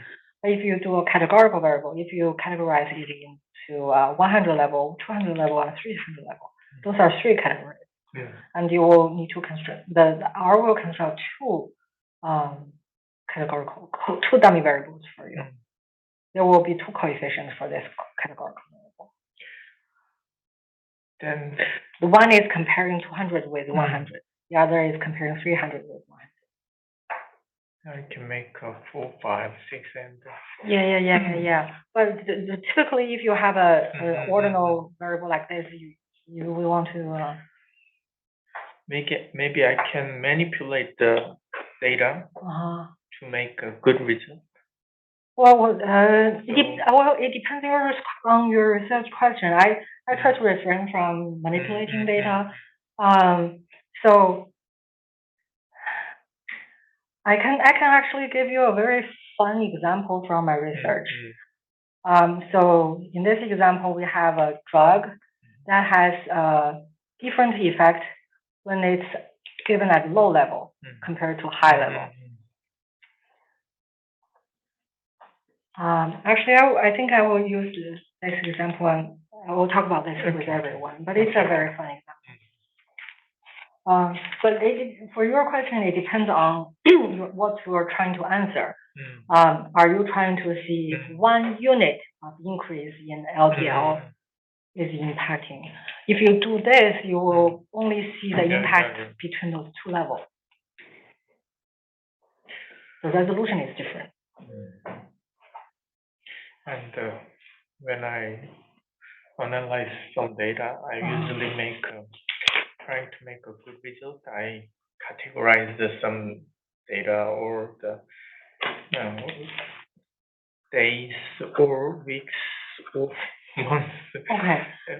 So when your predictor is having a nonlinear effect, it may help if you categorize it. So suppose you have a relationship like this.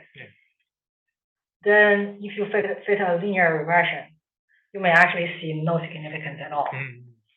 But if you categorize into three categories here, you're essentially fitting a model where you are fitting the mean here. And then you will see actually a difference between two groups. But if your relationship is linear, then it doesn't really help much.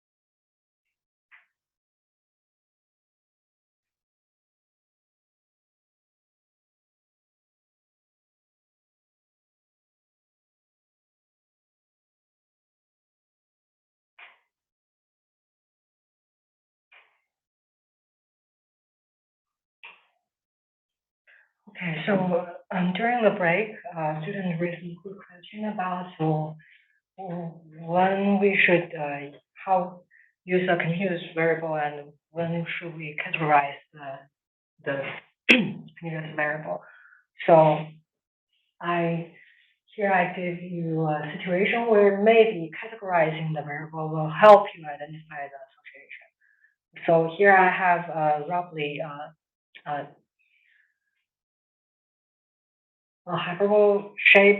You can deal with this situation by adding a squared term of the predictor in your model. In some situations, you may have an even more complicated shape, and you cannot categorize that with adding a square term, a third term.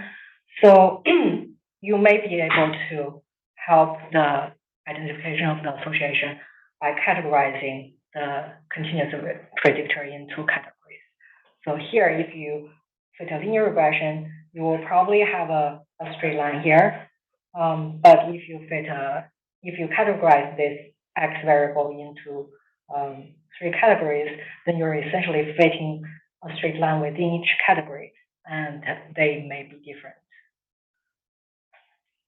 And in my research, we actually had a very interesting example. So we were trying to look at the effect of a drug on the expression of genes. And the drug has several dosage levels. Some of the low dosage level are super low in the point. So the dosage level we have is 0, 0, 0, 1, 0, 0, 5, and 0, 1. And then there's a super high level that's 10. So their hypothesis is that there is probably a linear effect at the low dosage level.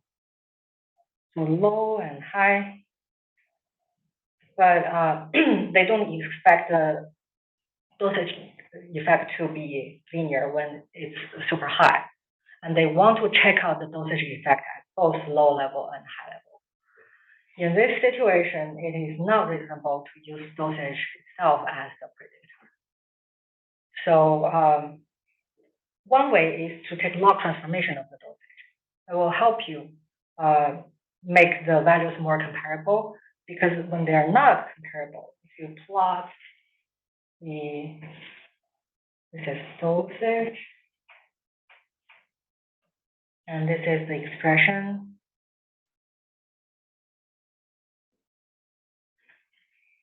If you plot a scatter plot, you'll see them like this.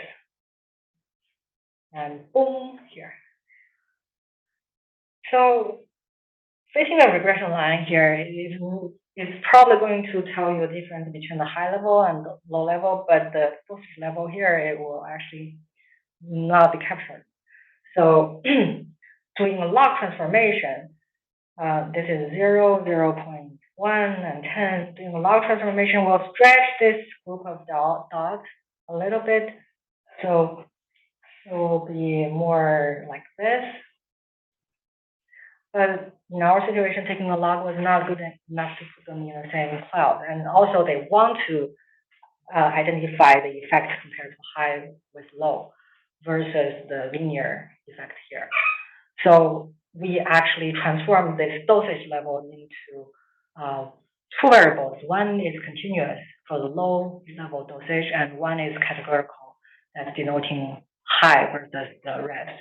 It is a slightly more complex design than what we talk about today, but you can see that depending on your research question, one continuous variable can be transformed in multiple ways to address different questions or different scenarios. This is a situation that my staff and the collaborators figured out along the way. It didn't immediately come into our mind. So I think this is a situation where statisticians and investigators should closely talk with each other to figure out the model setting. If you just run the regression model with this dosage, you do not get your answers for the question. So now let's go back to logistic regression, a very commonly used model to assess the effect of one continuous variable or to assess the impact of a set of predictors on a categorical variable. And this categorical variable is a binary variable. So your outcome will actually be 0 and 1, dead or not dead. Effective or not, that will be your outcome. And your predictors can be anything, same as the linear regression.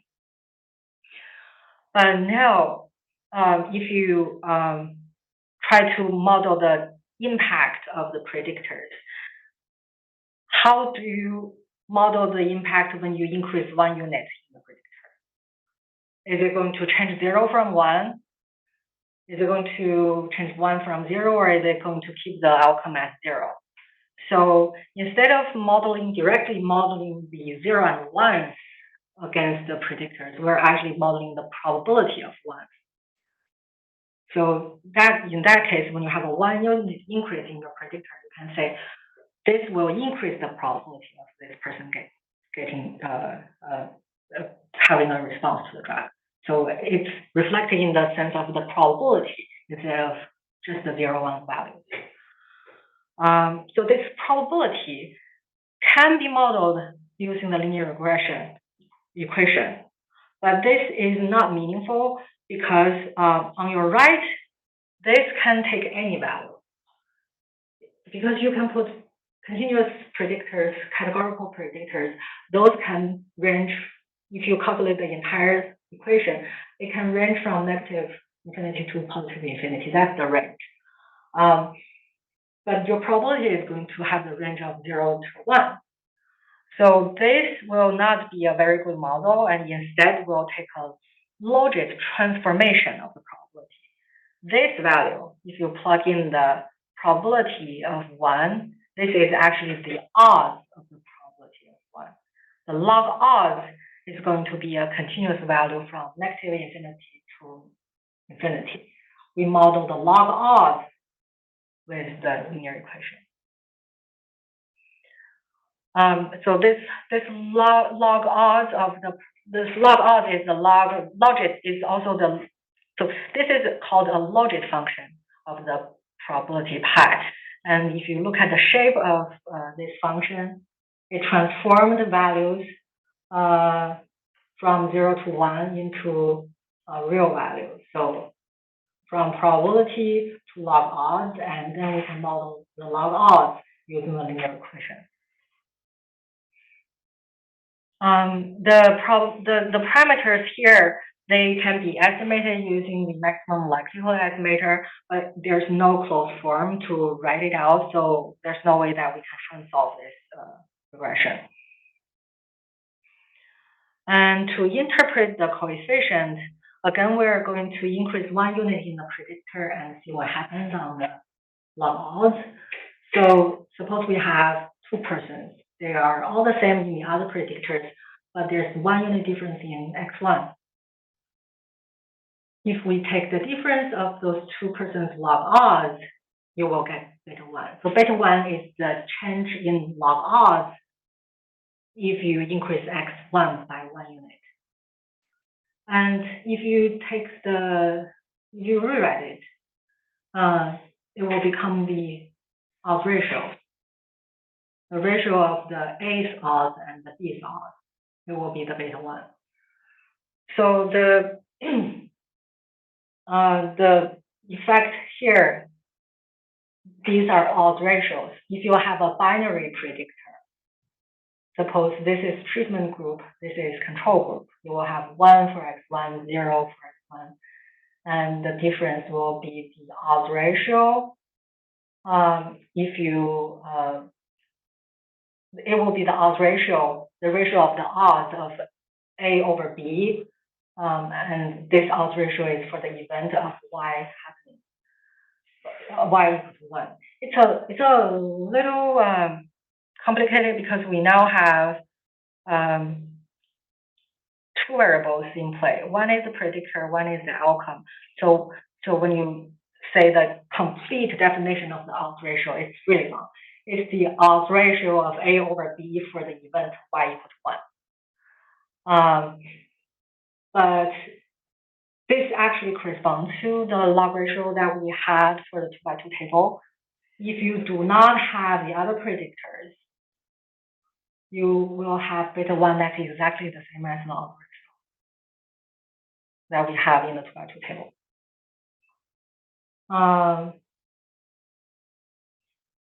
So this is the odds ratio, this is the log odds ratio. The beta 1, if you measure it, it will be the odds ratio in the 2x2 table. So that's why sometimes people will do logistic regression and interpret the exponential coefficients as the odds ratio. They do not have to have a 2x2 table to calculate the odds ratio. And this odds ratio can be calculated while you control for the effect of other predictors. With the 2x2, you can only look at x1 and outcome. But with the logistic regression, a more general setting, you can actually calculate the odds ratio while you control for the other confounding factors. So in order to do prediction, you can still plug in the betas here and plug in the x and beta here. What you will get is not going to be exactly 1 or 0 for this subject. If you tell me what's the genotype of this mice, whether it's under treatment group or control group.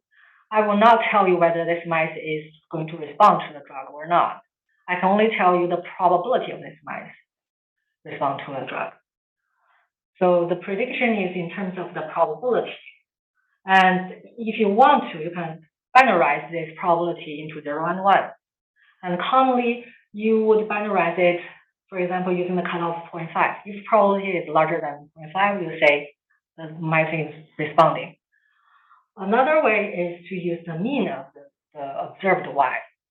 In some situations, you may have a very unbalanced design. So you will have a lot of the mice responding compared to non-responding.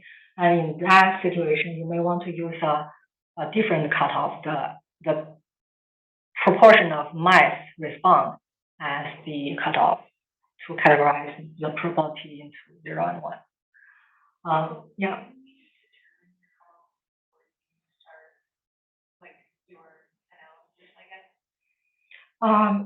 So it depends what you want to do with the predicted outcome. Many of the times the probability is good enough, but sometimes you really want to classify, or sometimes you want to see how accurate your logistic regression model is in the prediction of the outcome. In that situation, we actually have something called AUC, the area under the curve for ROC curve. That will actually tell you how accurate the prediction is by using all of the possible cutoffs. For one cutoff, you will have a 2x2 table. So suppose I have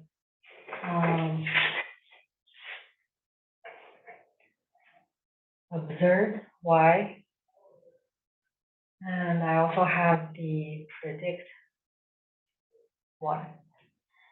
And they can be 0 and 1, 0 and 1. So a model will be very accurate if most of the things are here and here, right? And the observed Y, this is not ambiguous. It's either 0 or 1. But the predicted Y, this can be different depending on what cutoff you use. For one cutoff, you will calculate how the true positives and false positives. And then for another cutoff, you will calculate the true positive and true false positive again. And you will actually plot the true, I forgot which one is on the left. I think it was, so I have the ROC here. The true positive is on the top. And this is the false positive rate. The true positive are here, true positive is here. And the false positive is when you say it's positive, but it's actually not. This is false positive. The rate is divided by the total. So for each cutoff, you can form a 2x2 table like this, and it will become a point on this plot. For another cutoff, will probably be here. The more different the true positive and false positive, there's a trade-off there. Because if you choose a very low cutoff, for example, 0, if you categorize all of the Y, if you predict Y hat to be 1 for all of them, then you will have a very, if you predict all of them to be 1, false positive, true positive. Did I? False positive.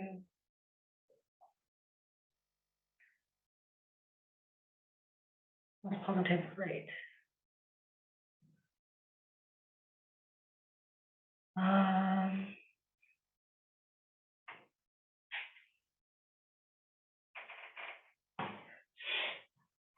So there's right. So I think There's a mistake somewhere. It should be these two.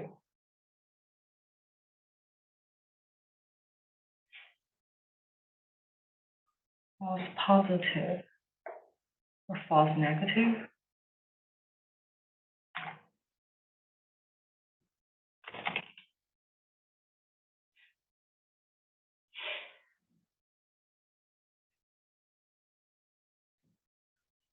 So here, false positive rate, true positive rate. So essentially for different cutoffs, you will have a different point here. And for different points, you will have a different, for different cutoff, you will have a different true positive rate and false positive rate. I think the 2x2 table here is a little wrong. I need to figure that out later. But for different cutoffs, you will have a different value on this plot, and you will connect all of them and look at the area under this curve. So ideally, you would want the true positive rate to be high and the area to be large. So the ROC curve, the area under the curve, will tell you how accurate this logistical regression model is, regardless of the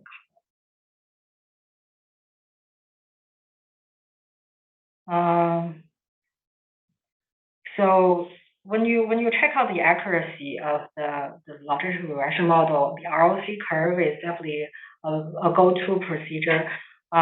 If you're fixated on a specific cutoff, you can also look at the 2x2 table and look at the misclassification rate. There's also a pseudo R measure that we can use, but it's not very popular. I mostly see the misclassification rate and the ROC area under the curve in the literature. And one thing to pay attention to is that when you try to compare models, make sure you are comparing them fairly, because sometimes a model prediction error may be overstated. If you're checking the prediction and building the model using the same data set, you can train the classifier using this set of sample and predict another set of sample. In that situation, the prediction power is actually evaluated properly. But if you check the prediction using the same data that you train the regression model, then the prediction power may be overstated. So you may have a data set, and after you run the data, you have a perfect separation, a perfect prediction of the response using the genotype. That may just be an artifact of your distribution of your data. When the new data come in, you may actually misclassify it.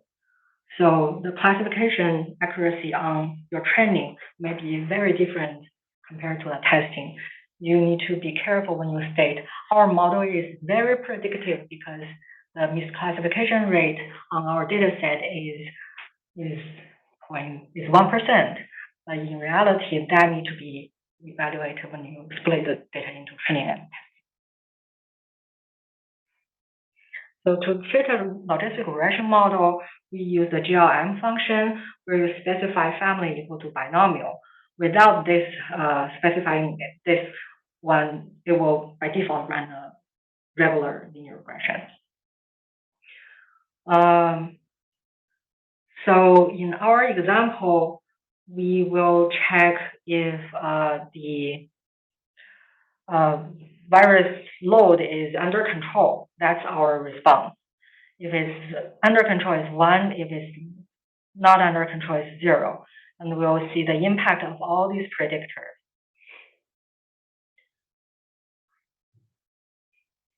So the syntax is the same as the linear regression, except that you need to specify this. And the output is also similar. You also have a table for the coefficients, the standard errors. Here it's a z value instead of t value, but it's also the ratio of the first over the second, and you have the significance. This is testing, the two-sided testing of whether this coefficient is 0 or not. So the deviance and AIC, those are things that will be useful if you compare two models. We'll not go over here. But if you want to test whether two coefficients are both 0, or if you have a categorical variable, that's 3 levels.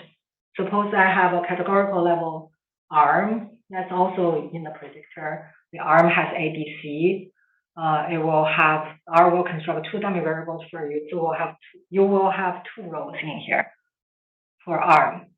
And if you want to test whether arm is associated with the viral load control, you will need to fit this model with the arm, fit this model without the arm, and then compare those 2 models in the deviance. There's a function in R that helps you make that comparison and provide you with a test statistic. But that's what the deviance is used.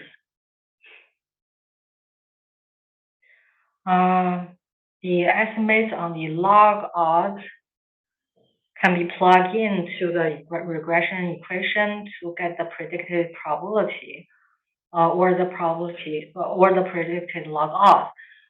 If you just directly plug in there, this will be a value that ranges from negative infinity to infinity. So this is the predicted log odds. If you want to get the predicted probability, you will need to take the inverse of the logit function. The inverse of the logit function is called xp function. The xp function is this. This is the inverse of logit. You don't have to remember it, but R actually will tell you if you try to predict. Actually, I don't have the code here. So you can use the function predict, PRED, this function on the GLM output to predict the output, to predict the log odds or the probability depending on what option you want to use. So predict GLM.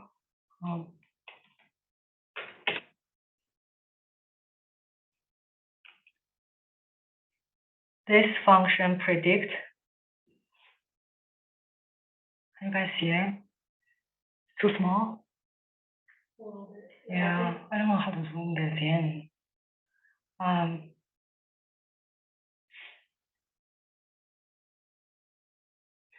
But I guess I will just, so the function is not PRED, it's PREDICT.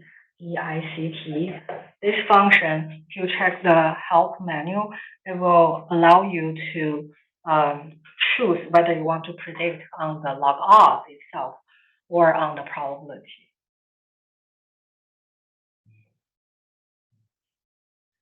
And if you want to get the, so this is actually the change in the log odds. If you want to get the odds ratio itself, then you need to do the exponential transformation yourself. So here, this is the, for the coefficients, you do the exponential transformation. For the prediction, you need to do the xpit transformation here. It's 2 different transformations. Exponential, this one is for the coefficients to get odds ratio from log odds ratio. The xpit there, that's to transform the predicted odds into the probability.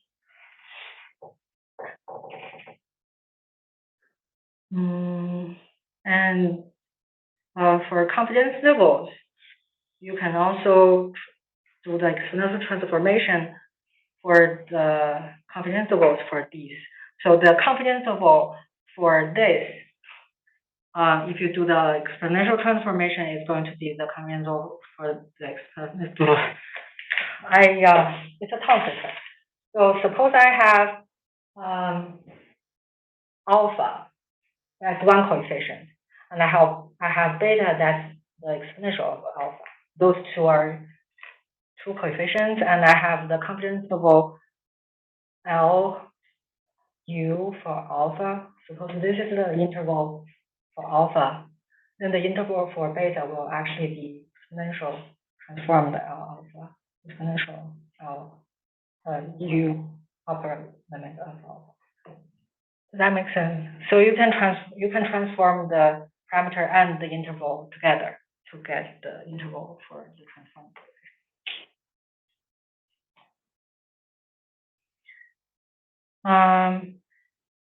So one thing to pay attention to is the scaling of the coefficients, the predictors. If you use different scaling, you will have the same conclusion, but the interpretation may be a little hard because the coefficient here is interpreted as 1 unit increase.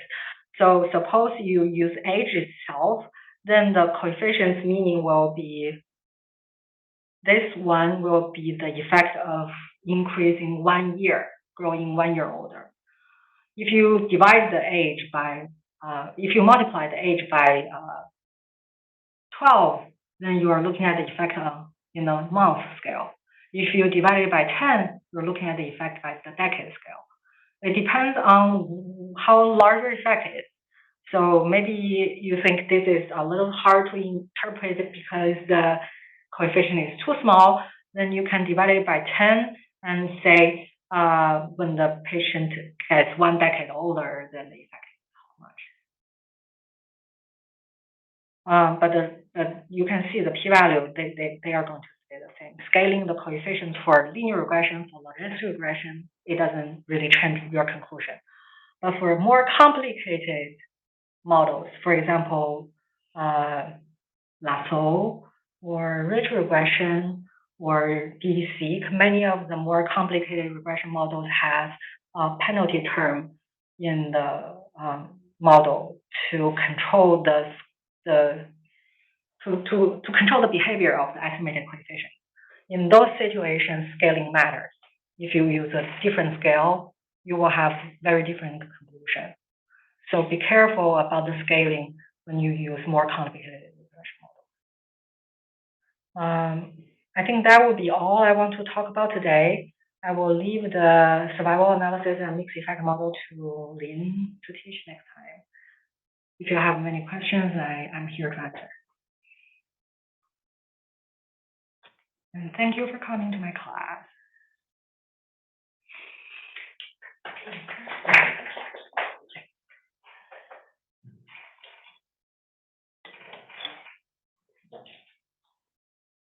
I'm going to pass the sign-in sheet before you all leave, so, I guess I'll just, pass it around.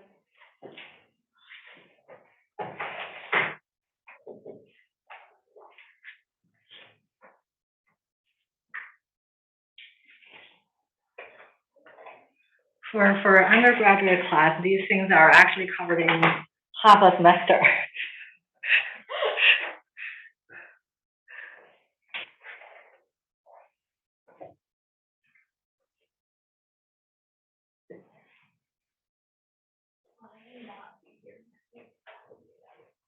Oh, I'm so sorry.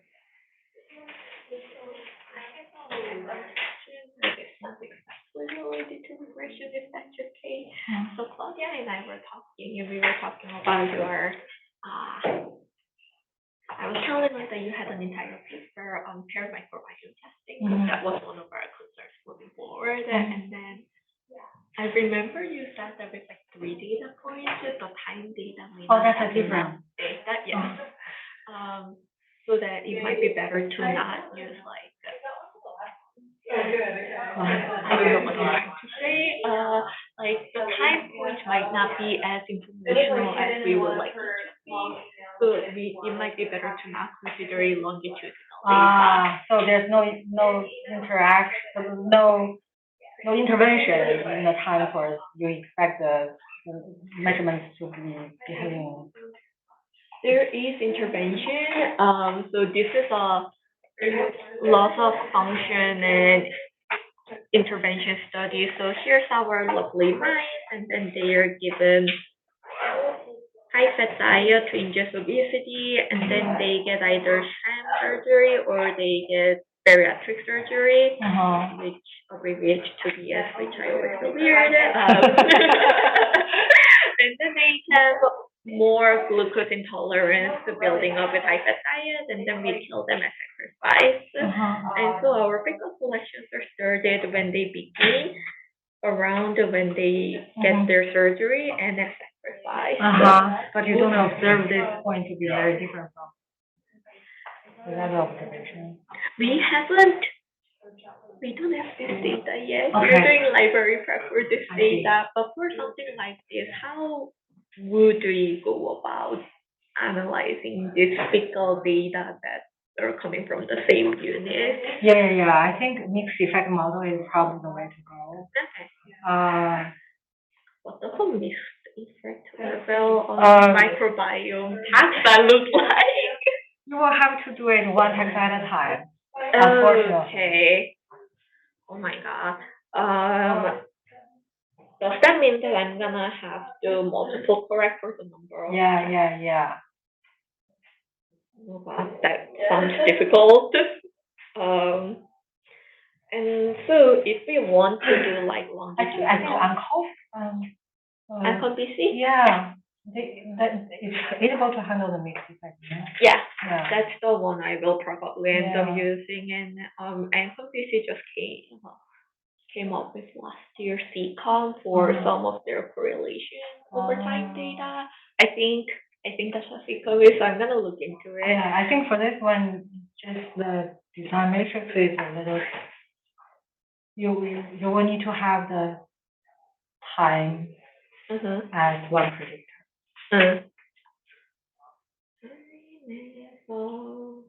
Vector / predictor. Right. And it depends on whether you may want to do time as a categorical. Right. Yeah. Not continuous. That makes sense. Yeah. And we were wondering, like, what if we don't want to use time as a categorical? We wanted to have continuous variable, meaning, like, let's say that we're thinking about. It depends on how you collect the samples. So if you only collect here and here, then there's no continuous line to draw. But if you have samples drawn everywhere, yeah. Right.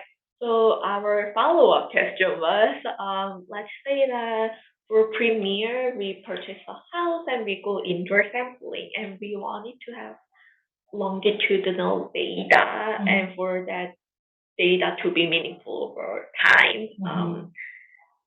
How many samples and how long do we need to sample for that type of analysis? If we want to track the microbiome changes in an environment over time, then what should be the sampling frequency? How often should we sample? So you would want to sample more when you expect the microbiome to have a large change. If the microbiome is starting to plateau, then you can probably decrease your sampling frequency. What if we don't know when they're gonna change or if they're gonna change? Then a uniform sampling procedure maybe. Okay. So I can show you the result that we did for one human microbiome data. And we just are wondering. I know this is the wrong question to ask a statistician, but and do we need? Yeah. That is a very valid question. So unfortunately, that depends on the effect. It's so hard when you don't know whether there is an effect, and we're just going in to see, and we want an arbitrary.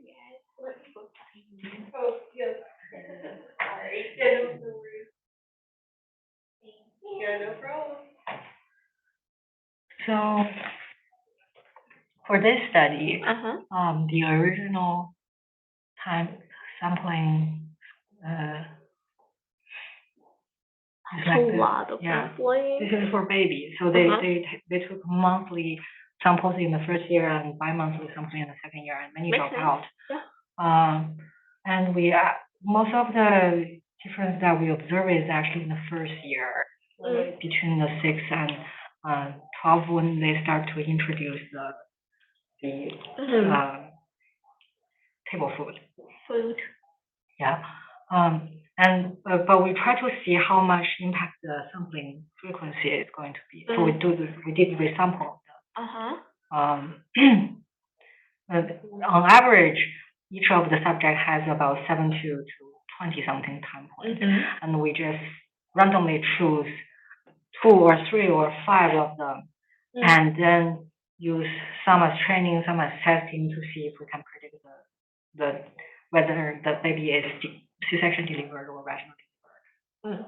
So you can see that with 2 or 3 time points, the prediction is not very good. I think for this specific data set, 5 and 6 starts to get the benefit of it. And we also have some pure synthetic simulation. So I think if you have very strong signal, you can get away with, if you have a lot of samples, it also depends on your sample. If you have a lot of samples, then you can get away with only a few data points for each subject because the subjects will fill each other in. Does that make sense? So if you have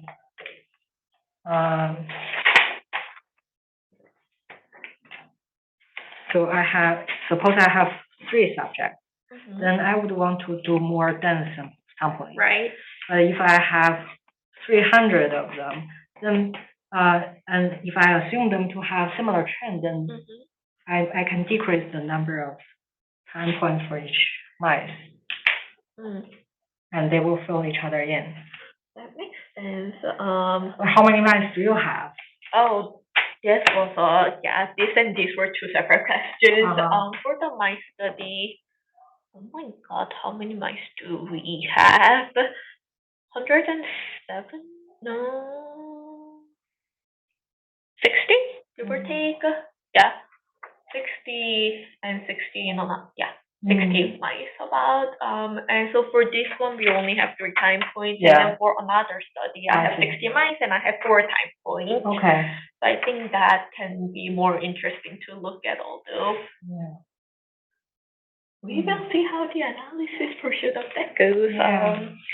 But yeah, I think because Claudia is thinking about Premiere, and she's like, okay, if we want to know how air microbiome changes over time, or like how the indoor microbiome changes over time, then how do we design it so that we can apply statistics? I think was her concern. Yeah. How would you design it? I think I need to hear more about the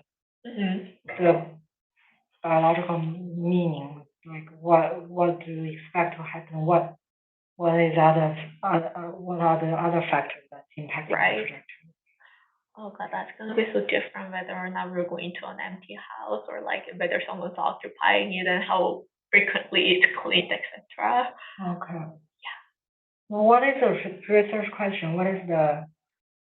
I think we're trying to just get some preliminary data as to what happens to indoor microbiome over time as people live in it, or when people aren't living in it, either way. And the research question ultimately is like, at the end of the day, we want to know who's the good ones and who's the bad bacteria and how do we engineer it, but we don't even know what's out there yet. So we're starting with. So do you expect the microbiome to change over time or not?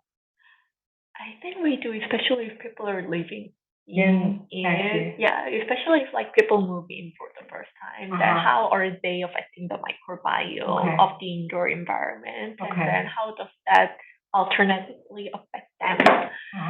But we don't know the effect size. We don't know what's happening yet. That's why we are doing this. So there's a lot of unknowns, I feel like. And Claudia will definitely know a lot more about the details of Yeah. whatever she's planning on doing. Oh, I think, yeah, we can talk about it. Yeah. Thank you. It's just all very. Yeah, I'm really excited about having more effort for the microbiome studies. I can talk with you Yes. more. Yes, that would Yeah. make me so happy. Thank you for very selfish reasons. Before that, I was sneaking behind and trying to use my own time for this. Now I can get paid. Thank you for helping me when you were not getting paid. Yeah, we're the long microbiome has been a hassle to figure out PCR conditions for so that we can get the same, so that we can get bench for 16S sequencing. So we just tried the new polymerase and we'll see how those go. And clinical data we should have pretty soon. Hopefully, fingers crossed. I hope I didn't jinx myself. Thank you. Bye. So, and then for the other project, I've been talking to like the microbiome center people to see if I can use QIAcube so that I can, process my gazillion samples. Well, it's really cool working with you. Oh, thank you. We try. So thank you for making sure that I don't go off the rails. Oh no, we're exploring this together.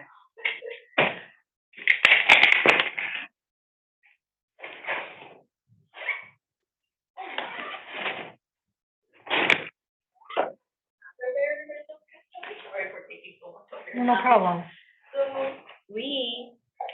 for the fecal microbiome, so the starting rate varies a lot. We have some in like the 2 milligram range, and then we have some that's like 60, 70, 80 milligram range. And I couldn't normalize for how much starting material we have because that's very mouse dependent. So I extracted DNA from whatever amount of fecal pellet I got. So then we have DNA from various starting amounts, and this on a correlation, just like a pure good old correlation, the R square value was about 30%. So this is the amount of material put in and the amount of DNA you get? Yes.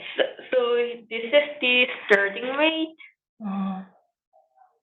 and this is the DNA concentration, like nanogram per microliter. Yeah. But we want to do fecal microbiome studies, so we are starting the PCR step.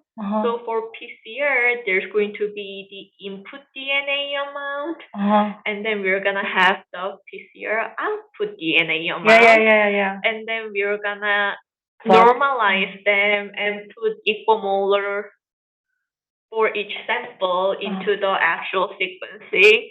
And so because I wasn't normalizing here, in here I'm trying to normalize here.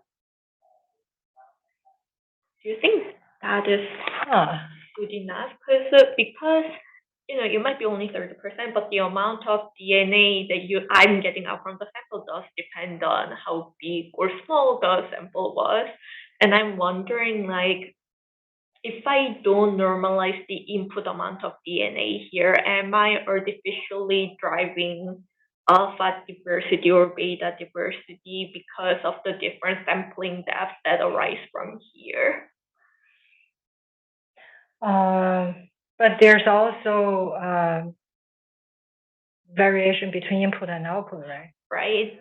So that variation is accounted for here, but I don't know if there is variation over here that I need to account for.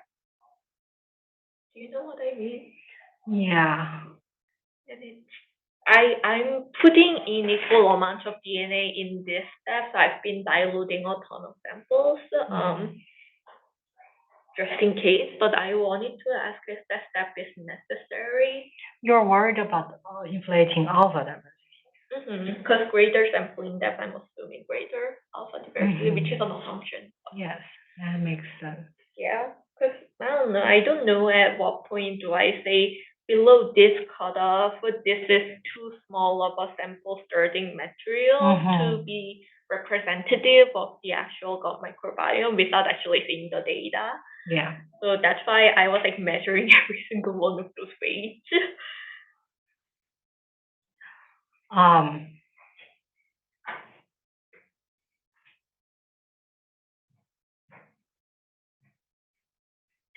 That's a very interesting question. So I guess what you can do is to check the alpha diversity against the Starting material and see if there is a strong association. Yeah, it's like a QC step.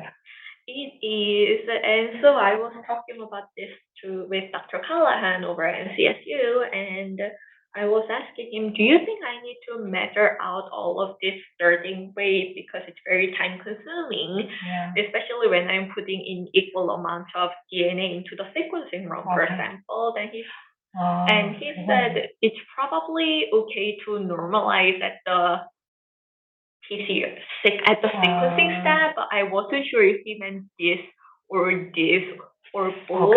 So I stopped taking measurements for fecal weight for another set of samples. So that's why I was like, I for this part I actually don't really know. I think maybe Callahan's evaluation is right. I think this is one source of variation, but you try to eliminate by this step, right? I'm trying to eliminate it by normalizing the PCR input amount of DNA. So no matter, because if there's a small amount, then I'm gonna get less DNA. If I start with a big pellet, I'm gonna end up with a lot of DNA. So I'm putting in the same amount of DNA. So every sample, I'm putting in 45 nanograms. Yeah, I think that makes sense. And I'm just hoping that this is enough to account for. I don't know. I don't know what I'm doing. If you do not have that available, then if you do not have that measurement available, I cannot see why how you can assess the impact of that. Right. I have it available for one data set. Yeah. Just not for the other. Maybe if you have that, maybe you can do this plot and see if there's an association. If the QC tells you don't worry, then. Oh my god. Yeah. If it tells me that it does, I'm gonna be so stressed because then I was like, do I verify to the lowest sampling, amount reads, but then I really don't like verifying anything because I feel like I'm losing a lot of information. So I don't know. We will cross that bridge when we get there. Yeah, but if your point of interest is alpha diversity, then it is.